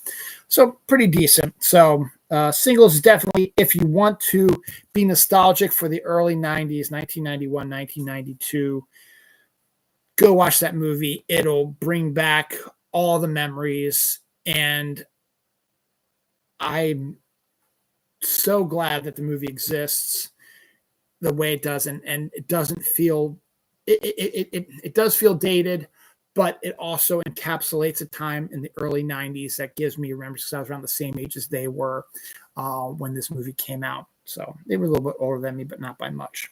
Still great. Probably should have put this one below Singles, but I put Singles above it. But Arachnophobia is number 36. This was a horror comedy from Frank. But it's from Steven Spielberg, executive producer. It's got Jeff Daniels in it, John Goodman in it, and Julian Sands in it. And the premise is, if you're in arachnophobia, you're not going to like this movie. But basically, a photographer is taking pictures of these poisonous giant spiders in the Amazon for Julian Sands' collector. And the photographer gets bit by one of them and dies and has to get put in a coffin and taken back to his hometown in like the Pacific Northwest area. And they make like a small wood crate for him to take his body back from the Amazon up to the Pacific Northwest so he can be buried. And one of the giant spiders, the one that killed him, actually sneaks into the coffin and flies up and is introduced to the world as an invasive species that gets introduced into this local Pacific Northwest town where Jeff Daniels, who is a notorious arachnophobe, has just moved. He's a doctor, moved from San Francisco because of the earthquakes were just driving his anxiety up high. He wanted to move away from all that. So he goes to this place, and to be a doctor in a small town because the doctor has been there forever, decided to retire. But then once he gets up there, the doctor says, I'm not going to retire after all, which screws Jeff Daniels because everybody's going to keep going to the old doctor. So he's like, why did I move, spend all my money to move my family up here? I got nothing to do. So he's got to try to figure out a way to make some money. And he's able to eventually get some people. But the problem is, he's got this big barn on his property, and the spider that's made its way to a small town uses it as his nest, and mates with a regular spider, and they have baby spiders that are poisonous. So then the baby spiders go out and they start killing people, biting them and stuff like that. But they're all people that have been worked on by Jeff Daniels' doctor character. So everybody's thinking that he's Dr. Death and stuff like that. But then the doctor gets killed by one of the spiders. So now Jeff Daniels is the main doctor, but then he discovers what's going on and has to face his fear to take on the giant spider. Now, Julian Sands, who was on the mission where the photographer died, discovers what's going on and goes to try to take on the spider as well. And John Goodman, also fellow June 20th baby, plays a wacky exterminator. Not wacky, but like a typical sort of John Goodman crazed sort of exterminator, but kind of in a funny way. I mean, it's Frank Marshall, that's the director of it. It's a funny exterminator, and it's John Goodman, so he sells it really well. I love this movie. Arachnophobes will not. It is definitely not for people who are scared of spiders, because that's the whole idea of the film. The best part of the film is the finale where Jeff Daniels has to face his fear and take on the giant spider in his wine cellar in one of the best, most anxiety-ridden, anxious sequences ever filmed before. It's a great sequence where he's got a hairspray and a torch and he's shooting fireballs through this thing trying to kill this giant spider before he gets bitten. It's fantastic. That's why it's number 36. Number 35. I've been talking about this movie forever. It's a 96, 97 action film directed by John Woo, his first one in America, I think, which he followed with Face Off, which is a classic, and then the Mission Impossible 2 movie. But this is the first one he did for America, and it is a hugely underrated action film. John Travolta, Christian Slater. It's called Broken Arrow. I think Frank Whaley's in it as well. And I want to say Kurtwood Smith, but I'm not sure. Don't quote me on that. I'm not going to look that up, though. But Broken Arrow is a fantastic, and there's also a female lead, but I forget her name as well. It's a fantastic, high-octane, very quick, like hour, 40-minute long action film. Travolta and Christian Slater play partners who are piloting the B-52 or the stealth bombers, and John Travolta's kind of not all there. He's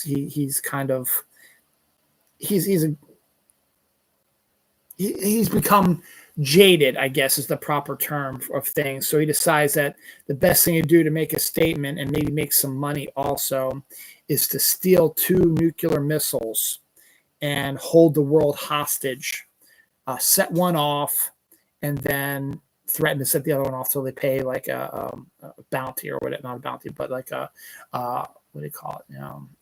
When you have a kidnapper who wants some money, but pay the money to make sure that he doesn't set off the bomb.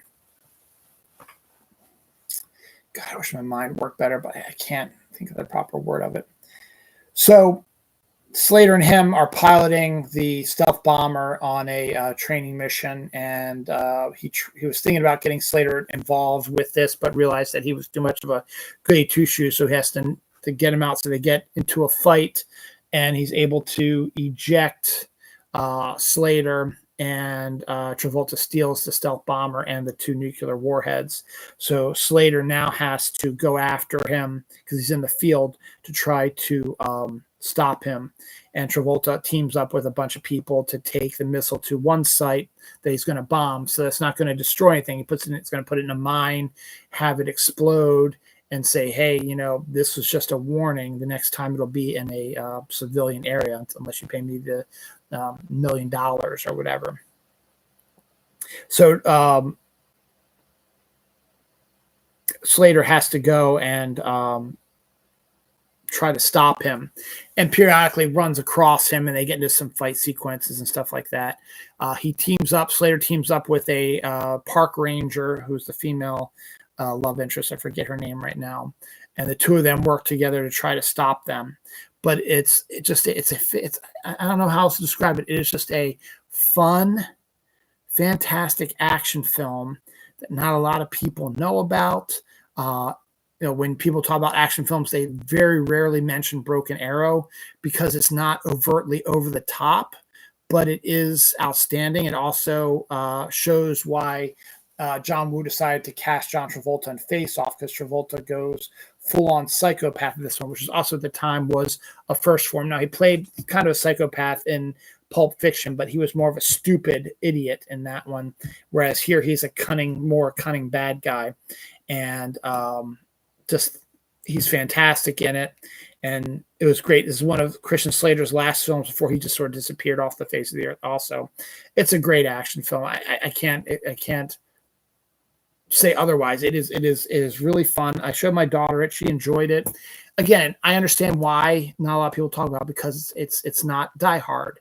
It's not the Terminator. It's not any of these massive, huge action films, Rambo, stuff like that. There's not massive explosion. There's one massive explosion, but there's not a lot of explosion. But it's a lot of chasing, a lot of action, very more reminiscent of like a Raiders of the Lost Arks type of thriller. But it's set in modern times, and it's a race against the clock sort of thing. And you got all these groups of people working out how to figure things out, and it's a great sequence in the mine. There's a lot of high octane John Woo style action in it. And he's actually a bit more, doesn't go quite as balls to the wall in Broken Arrow. He unleashes that in Face Off, but this was just sort of his first dipping his toe into American cinema. And he does a decent job of it. And it's a great action film. Not a lot of violence. I mean, there's violence in it, but it's not gratuitous. It's not Martin Scorsese style violence. But it's up there as being, one of the best action films out there that nobody talks about. That's Broken Arrow, number 35. Number 34 is a film that I'd heard about, but I'd never seen. And then for whatever reason, during my week off in July, I decided I was going to watch it. It's the first film I was going to watch on my movie marathon week that I did for July 4th week. And it blew my fucking mind away about how great it is and how underrated it is.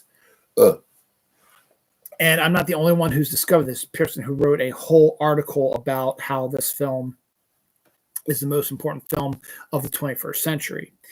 And it's Speed Racer, a live action adaptation of the old school anime about a family of race car drivers in these high octane, crazy race car driving events, Racer X and stuff like that.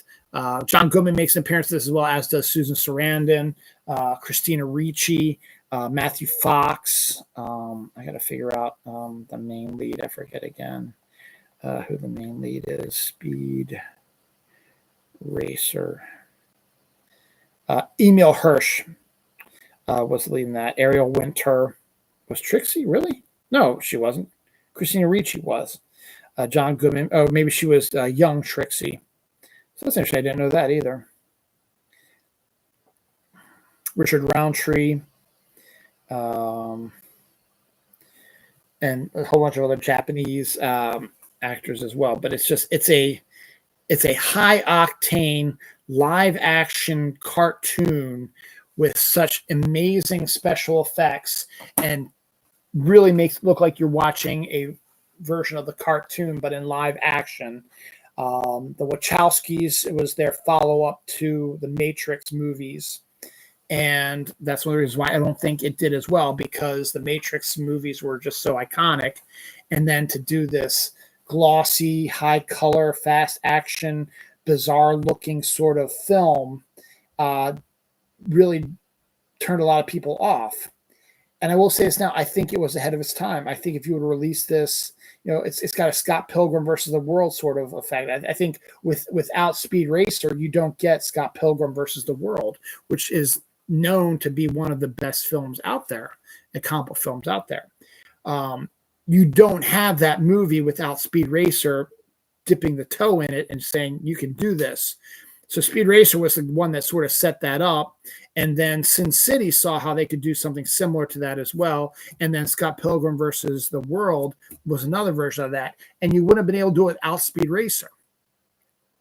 It is such a crazy, wild, insane, CGI-laden film, but it is so, so good.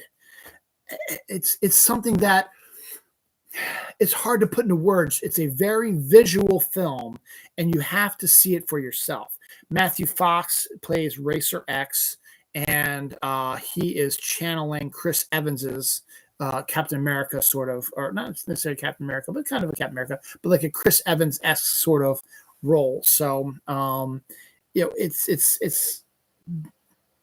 this was not on my original 50 list, but when I saw it, I was like, I have to put it on there. And it is an insane film. It is stunning. It is gorgeous. It is a live action cartoon, and it's fantastic. And you need to watch it. Speed Racer is number 34. Number 33 is a film adaptation of a stage play written by Tom Stoppard. Tom Stoppard wrote the screenplay for us. I think he even directed the movie. It's Rosencrantz and Guildenstern Are Dead. The film stars Gary Oldman and Richard Dreyfuss and the guy from Reservoir Dogs and Pulp Fiction also.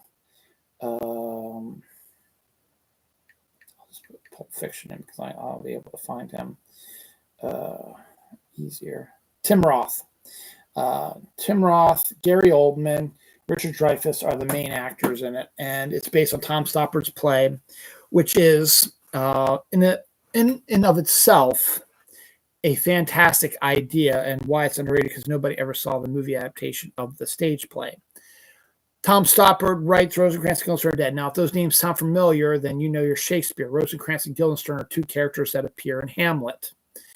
And they're minor characters. They have a very minor role. They're old friends of Hamlet's from his school days, and his Hamlet's mother and stepdad call them in to see if maybe they can reach back to their old friend and sort of bring him back from being this craziness back to being their old friend, stuff like that. But it didn't quite work out that way.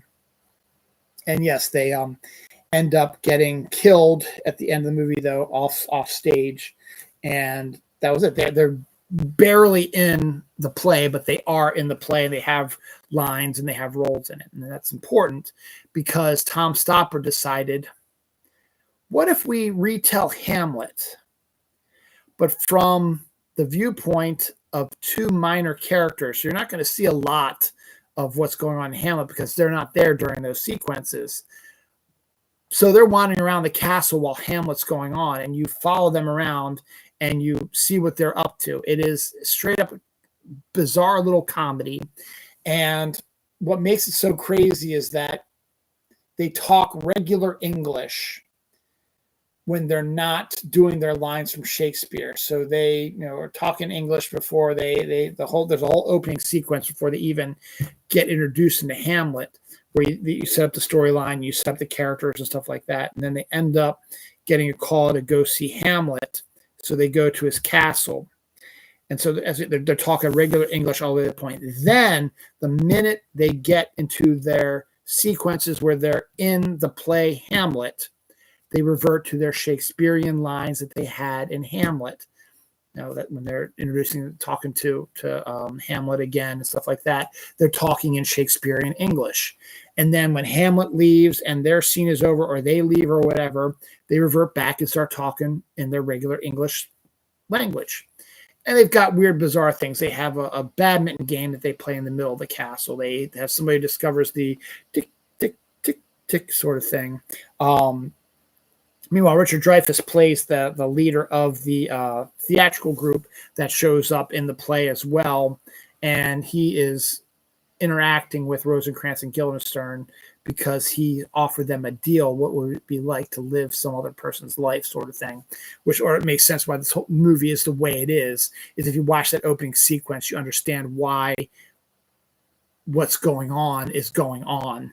And that's what makes it sort of kind of a little bit of a weird film, because are these people actually Rosencrantz and Guildenstern? Or are they just people who were on the road that need to play this role for Hamlet, even though they might not remember who he is?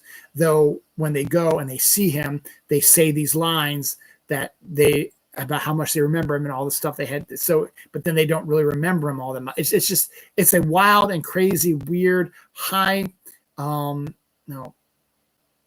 this a crazy film that it's a lot of fun, but I can also see why it was not quite as popular. But still, Gary Oldman and Tim Roth are game. Richard Dreyfuss as the lone American in it does a good job, and then you get the bits and pieces from Hamlet, and you see and how they integrate the characters from Hamlet with Rosencrantz and Guildenstern is actually quite brilliant. Speaking of the British, The Full Monty is number 32. Robert Carlyle, the main star of that one. I can't remember the names of some of the other ones, but basically it's about a bunch of working class guys who are on the dole, which is they're unemployed right now and are getting unemployment, and they're trying to find jobs and stuff like that. And they discover that maybe the easiest way to make money is when we be male strippers, because the male strippers came to the town, professional ones, and they sold out and made a ton of money. So they're like, we could do that too. So they gather a group of these unemployed people who are of different ages and looks and stuff like that. There's older guys, there's fat guys, there's scrawny guys, there's a handsome guy, there's a gay guy, there's a black old guy, and they're all different body types and all different ages, and they all have different ways of dancing like that. And so they have to learn how to dance like strippers and learn how to strip, but you also learn about their lives outside of that and how terrible their lives actually are. Mark Addy's the other actor from that as well. And also, another big famous actor I can't think of right now. He was in Batman Returns, and he was in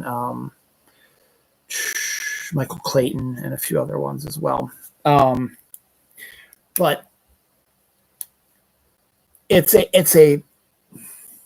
got a great soundtrack also, and it's just a fun little. Got a bunch of Oscar nominations, but a lot of people really don't talk about it. It's a film that it's up there as being a great comedy, made some money, but no one talks about it anymore, or can't find it really on streaming or anything like that. But it's just these 4 or 5 guys who are just trying to make it in this, being trying to be poor, getting jobs, stuff like that. They end up deciding this might be their only way to do it, and it's a fun, life-affirming film. So Full Monty's number 32. Val Kilmer also died this year. Again, seemed like it was last year, seems like distance away, but it was this year also. And one of his lesser-known, underrated films is one of my mom's favorite films. Number 31 is Thunderheart. Val Kilmer has a little bit of Native American in him, but he's an FBI agent who has been called to investigate the murder on a Indian reservation, and the feds are involved because the person who is the one who they believe is the killer has multiple federal offenses against him, needs to be caught. But what turns out is that Val Kilmer doesn't want to interact with his Native American self. He finds his Native American bits unseemly. He doesn't like it. And his arrival on the reservation, and as his guide, Graham Greene, who plays the reservation's police officer, who becomes his partner, investigating this crime after his boss, Sam Shepard, Val Kilmer's boss, my Uncle Sam Shepard, leaves him to investigate, discovers something even deeper is going on the reservation that the murder is connected to, but all is not what you think it is. It's not cut and dry. It's not black and white.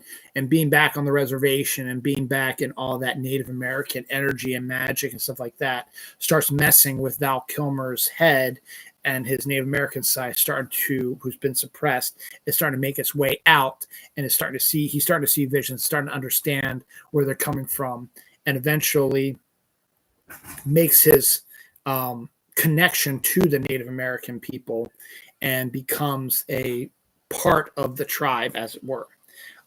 It's a great action film, great thriller, a good storyline. Val Kilmer, Graham Greene, Sam Shepard all do fabulous jobs. Also, Floyd Red Crow Westerman, I think, is in it also. And it's just cast with a bunch of Native Americans filmed on a Indian reservation. You get a general look at what life was like on that reservation.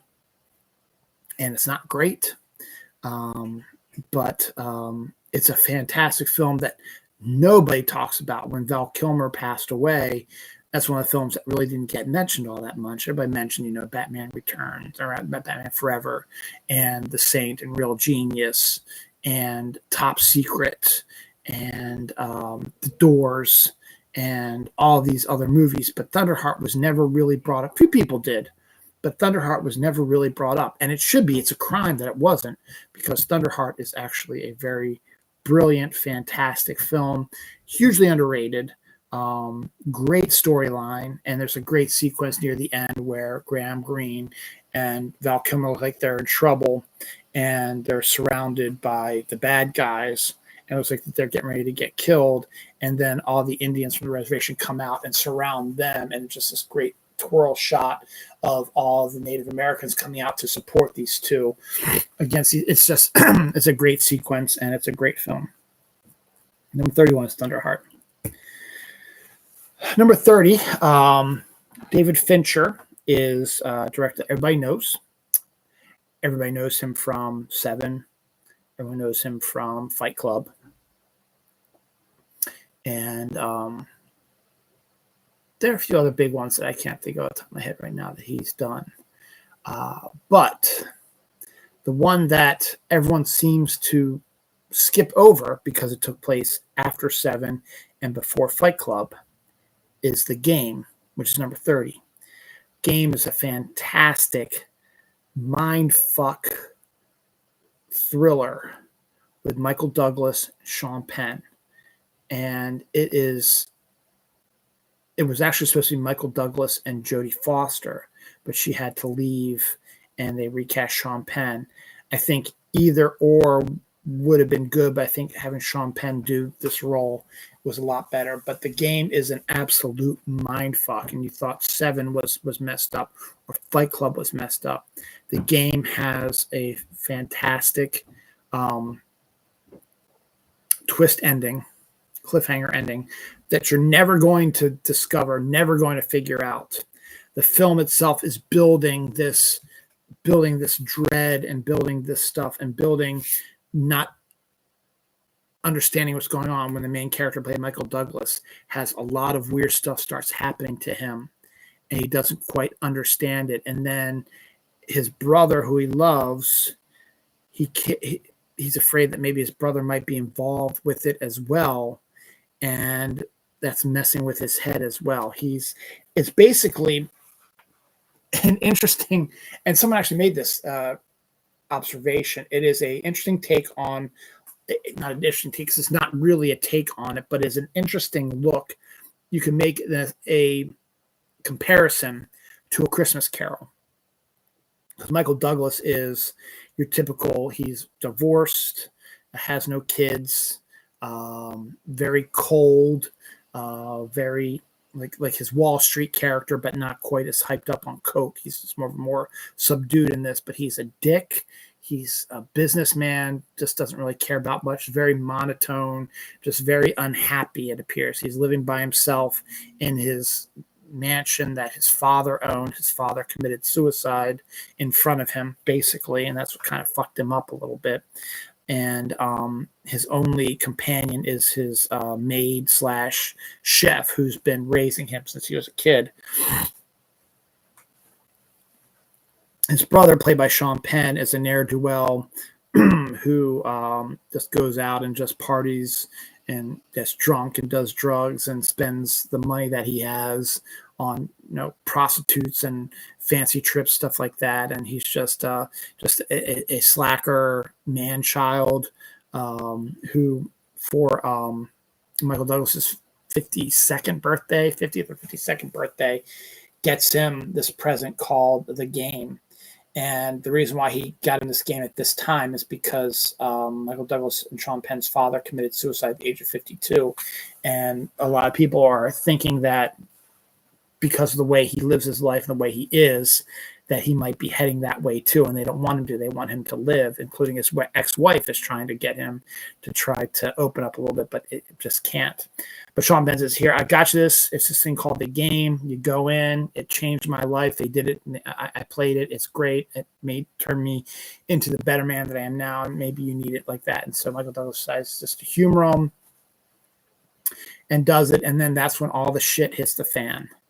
And you don't know if it was real or fake, what's real or fake, whatever, because there's so much stuff going on, so much stuff that, betrayal, but maybe not betrayal, someone who claims to be this person, but is actually somebody else, just someone who's, good and then bad and then good and then bad. It just, you don't, and it totally fucks up Michael Douglas's character. And but in the end, it's also kind of a way it gives him a chance to reassess his life and take a look at things, even though he's fearing for his life and other stuff as well.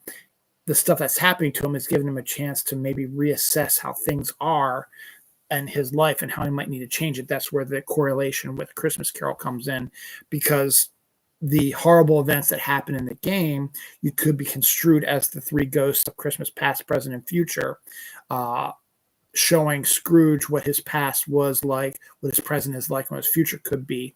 And it has a very similar sort of vibe. The game is trying to do this, but in a more sinister kind of way.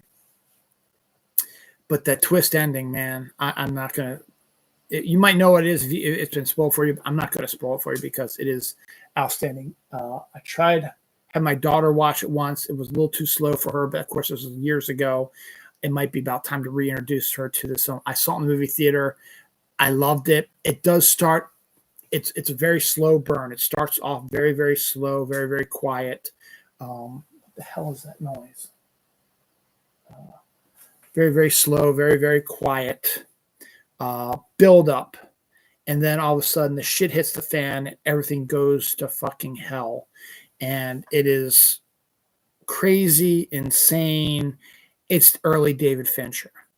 Not as gory as Seven, but just as mind fucked up as Fight Club is. Brilliant twist ending.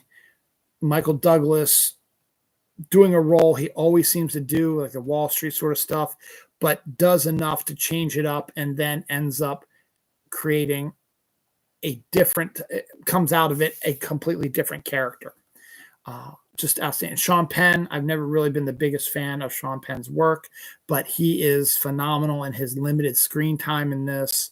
And once you see the movie and you know the twist, the next fun thing to do is to rewatch the movie again and realize, holy fuck, they pretty much laid out what the twist is in certain sequences. Not the whole movie, but there are bits and pieces. And one of those bits is Sean Penn. That's all I'm going to say right now. That's going to be my only hint. If you want to find out what the twist is going to be, there's a sequence where Sean Penn and Michael Douglas are talking in a car that has to deal with keys. And that's all I'm going to say about that. It has, just keep your eye on certain things, particularly Sean Penn, and you see where potentially something might go. Only do this, though, after you've seen the movie. I mean, you're going to be so busy taking in so much because Fincher is this one guy that really brings the sort of stuff in. He did it with Zodiac. He did it with Fight Club. He did it with Benjamin Button, all this stuff. He's able to, Gone Girl. He's able to bring all this sort of stuff together and build it into something and then totally wreck it and change it out as well. So it's fantastic. The game's number 30. Almost done. Number 29 is another one that I had never seen before, but I've seen videos of, and I've heard some songs from it. And I've been wanting to see it. So then I got the video or the DVD, and I watched it during my week-long movie marathon and absolutely fell in love with it. It's the first animated film on this list. And it's from Disney, and it's one of Disney's least known films. It's not Pixar. It is a computer-generated one, so it's not hand-drawn animation, but it's not Pixar. It's Meet the Robinsons. I love this movie. If you go to my Letterboxd, I wrote a glowing review of this movie so much. I will tell you right now, it's like a reverse Back to the Future. It's about a young boy who has been in an orphanage forever, and he's like going to ready to turn 13. So that's when you get to a point where it's like the point of no return. You're never going to get adopted once you become a teenager, sort of thing. So he's trying to get adopted, and they're still trying to find parents for him, but it isn't quite working. He's also one of the smartest kids in the universe. And he gets a visit from somebody from the future who is trying to get him to go to his science fair and show off the creation he has, which is a way to show memories on TV. So they plug it into somebody's brain, so their youngest memories that they might not even remember, that are trapped deep down in their brain, like when they were a baby or a child, or just memories that they might have forgotten or are just sort of lying there and they haven't really thought about too much, come out and play themselves on the TV. And it's a very important invention because it changes the course of the future. But there's also someone who's trying to steal it, and that person ends up stealing it. So now the inventor has to go into the future, and that's where the fun begins. And he encounters this family called the Robinsons, who the boy who came to get him from the future and telling him all about this is a part of this family. And the boy finally begins to, the inventor, the adopted, the orphan inventor, I can't think of his name right now, finally is able to see what a real family might be like and how he might be able to stay there and be with them and be part of this family. But then it's revealed, once his identity is revealed, the family tells him, no, you have to go back because you need to make sure that this future happens. You cannot stay here. You have to go back and do this. And that's basically, I don't want to, again, there's a good little twist to it. I don't want to ruin it, but it is a great animated film that not a lot of people know about. The lead singer of, forget his name, sings a great song called All Lives Remain in These Small Hours, which is a great song. Let's see if I can play a snippet here. So I don't get copyrighted. I'll play a very small snippet of it.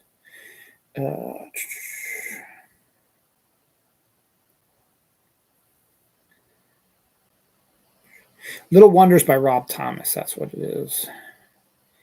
So let me just see if I can fast forward through his commercials here. But this is the song that got me into this movie, and it's just a great encapsulation of what the movie's about.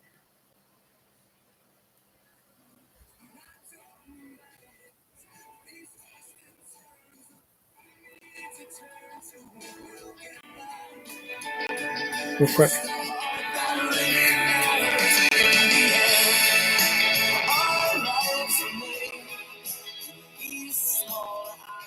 And that's Meet the Robinsons. That's all I'm going to play so I don't get copyrighted on this. But that's a fantastic song from Rob Thomas, and encapsulates the feeling of this movie. It's a great family film, has a very good sort of Back to the Future kind of twist to it, but it's reverse Back to the Future. So if you can figure out what I mean by that, you can figure out what the twist is. But it's a lot of fun. It's quick, and it's an animated film that I think deserves more love and should be seen by more people. 3 more to go, so we should get done here probably within a 2.5-hour window. Take a little breather and then run a late night video. for the remaining ones.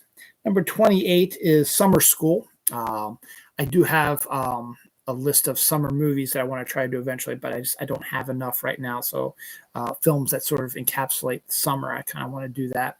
But Summer School is Mark Harmon, early 80s, Kirstie Alley, and Courtney Thorne Smith. And those are the main actors that are the most famous ones in there.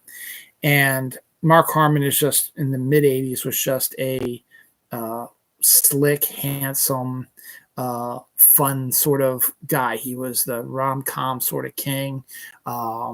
He was, handsome. He was fun.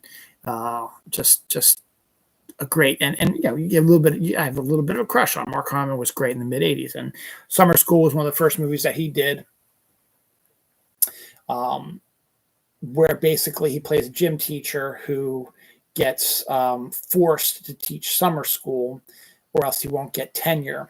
And he likes his job as a gym teacher, and he likes the kids, and he likes taking the summers off and not really having to do much and just getting paid to do sports.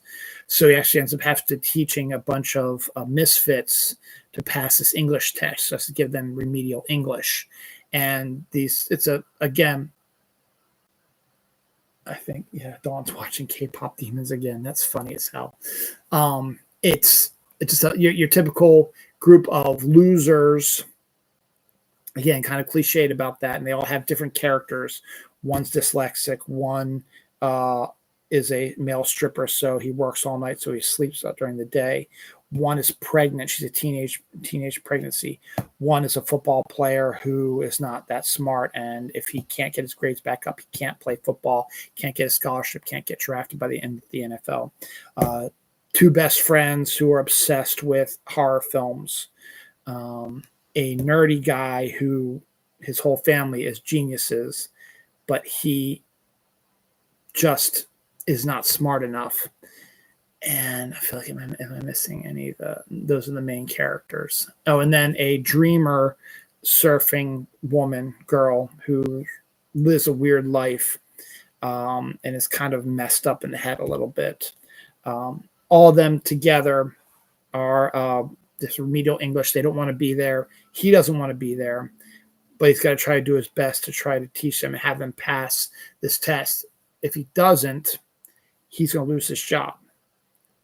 Meanwhile, in the classroom next door to him, Kirstie Alley, who is teacher of GT students who want to be there during the summer, is there also, and they start sort of a flirtation because she's actually dating the dean who's running the summer school right now, and Mark Harmon's trying to get in with Kirstie Alley, but she's not too into him that much, but she's got some potential. She's great in this film.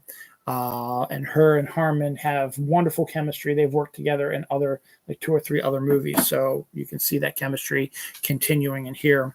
And it's, as I said, it's your cliche movie where Mark Harmon starts off and doesn't care and doesn't care. So he takes them on field trips and just takes them to the library and just chill out and just do nothing, not really teach them anything because he doesn't care. But then he realizes that he probably needs to step it up a little bit, but the kids don't want to learn. So he actually makes deals with them that he will give them special wishes if they will study and come to class and do all that stuff and do things. And so they become better students, but Mark Harmon uses all his free time as, Lamaze coach, teaches people how to drive, brings a bed into somebody and throws a party and all that stuff about that. So it's a fun film, cliched film, romantic comedy, losers make good sort of thing. Just a really fun, really good movie, and just great. Number 27 probably should be higher up on the list, but I'm not sure if it's really. I consider underrated because nobody really talks about it. It's The First Wives Club. Goldie Hawn, Diane Keaton, Bette Midler, Maggie Smith, Sarah Jessica Parker, Dan Hedaya, Vincent Garber, Elizabeth Berkley.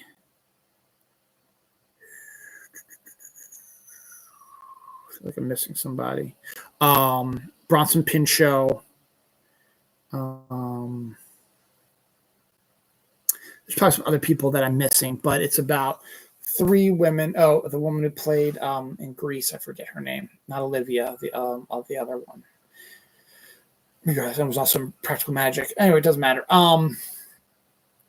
Basically, the premise is and Heather Locklear has a cameo in it also. The premise is three women who have all been divorced by their long-term husbands, are trying to survive or make ends meet or whatever, and things just aren't going their way until the three of them decide the best thing to do is get revenge on their husbands.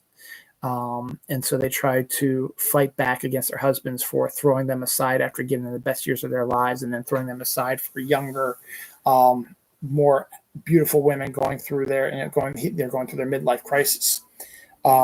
And the girls have been friends since college, and they're brought back together by the suicide of one of their friends who was also a first wife whose husband dumped her for a younger woman, and she couldn't handle it, so she passed away, and got them all back together to become friends. They had separated after college, but they came back together. Goldie Hawn is an actress who is going through your typical thing. She's older. She's in her 40s and 50s in this movie, so she's not getting the role she used to do, and the roles are starting to dry up a little bit. She's playing shitty stuff. Timmy Oliphant's in it also. And Bette Midler was married to Dan Hedaya. Dan Hedaya is a very successful, owns a very big chain of electronics. And Dan Hedaya left her for Sarah Jessica Parker, who is a money-grubbing woman who just loves him for his money because he's made a ton of money, and is not giving any money to Bette Midler, despite the fact that they have a son together and she's raising him for the most part. They share custody, so I don't know if he needs it. I'm pretty sure Hedaya probably pays alimony because he doesn't seem to be that terrible. He just dumped her for a younger version. And then Diane Keaton is a woman who has never worked really in her life. Her husband is a lawyer, and they have a daughter who's a lesbian, and they're divorced, and her husband is seeing their marriage therapist. And so the Diane, Bette, and Goldie get together to try to take down their husbands. And what comes out is a fantastic film about girl power, woman power, how not to be pushed aside, how to and how to show that there's something bigger than getting revenge. It's a great film. It's well done by the cast. I saw this in the movie theater. I won a radio contest, and I won the trivia contest. So I got the package that had the CD, the novel, and T-shirts or something like that. And it was good. But it's a great movie. I love it. Watch it periodically. Maggie Smith is fantastic in it. She plays like almost like a duchess, sort of like she did in Downton Abbey, but it's a high class New York woman who's had multiple husbands, but she's very wealthy, and she's is well respected by the women. And there's just a great sequence between her and Sarah Jessica Parker, which just shows Maggie Smith is absolutely loving this role and showing you a different side than McGonagall. She filmed this before McGonagall, obviously, but still fairly good. But First Wives Club is definitely probably deserved to be higher up, but it's a great movie, and it's one I haven't seen in a while. I probably need to check that out in a while. It's a great film. Finally, the last film, here we go. So 2 hours and 23 minutes, and right now is our first and might be our only sequel. Yeah, it is our first and only sequel. And I brought this in there because I don't think this movie gets enough love as it should. The first movie was such an iconic film. The third movie was an absolute shit show disaster, and they just released a fourth movie on streaming last year that did okay, but did not have the same sort of oomph as the first one did. But everybody overlooks the second one, which is just as good as the first one. Talking Eddie Murphy, talking Beverly Hills Cop 2. Beverly Hills Cop is a iconic, phenomenal action comedy film, which which really cemented Eddie Murphy as a huge star. And then He really did some other stuff, and then he was contracted to do a sequel. The great Tony Scott directed it, and brought back, John Ashton and Judge Reinhold and Ronnie Cox, who's a very small role in this, a lot smaller than he did in the first one. And you also get Jürgen Prochnow as the bad guy. Brigitte Nielsen is in it as well. And you get a story about arms dealers and a serial robbers. Dean Stockwell is in it as well. And it's a really good story, actually. Gilbert Gottfried has a cameo in it. Chris Rock has a cameo in it. Hugh Hefner has a cameo in it. You see a lot of same beats from Beverly Hills Cop, but it is just as good of a film. Beverly Hills Cop is still iconic and you can't top it, but Beverly Hills Cop 2 is a very, very, very good sequel to it. I don't think it gets the love it deserves. The Harold Faltermeyer score is fantastic. As I said, about gun runners and serial robbers, and you have your high-octane action sequences, your comedy bits. You have a shootout at an oil refinery, which is cool. You have a shootout at a strip club again, as usual. And Tony Scott has a very distinct way of directing, and different than Marty, I forget whoever directed Beverly Hills Cop and Midnight Run. Tony Scott has a completely different visual palette in the way he does it, and it's actually absolutely gorgeous. The way he shoots the film, the lighting and stuff like that adds to it as well. And it was good idea to get Tony Scott to do it because he was coming off of Top Gun, and he was the best choice for the sequel. A lot of people don't realize that, and he nails it. He absolutely nails it.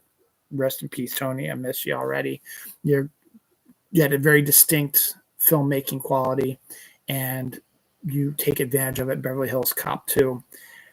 As I said, you'll see a lot of the same sort of bits, and the comedy sort of is sort of similar as, Axel Foley cons people, but there's just something about the film which is just as entertaining as Beverly Hills Cop. Beverly Hills Cop is still the best of the best, but Beverly Hills Cop 2 is a very, very, very good second. And that's our first 2.5 hour movie review. I'm going to take a little breather here, and then we'll come back for 25 through 1.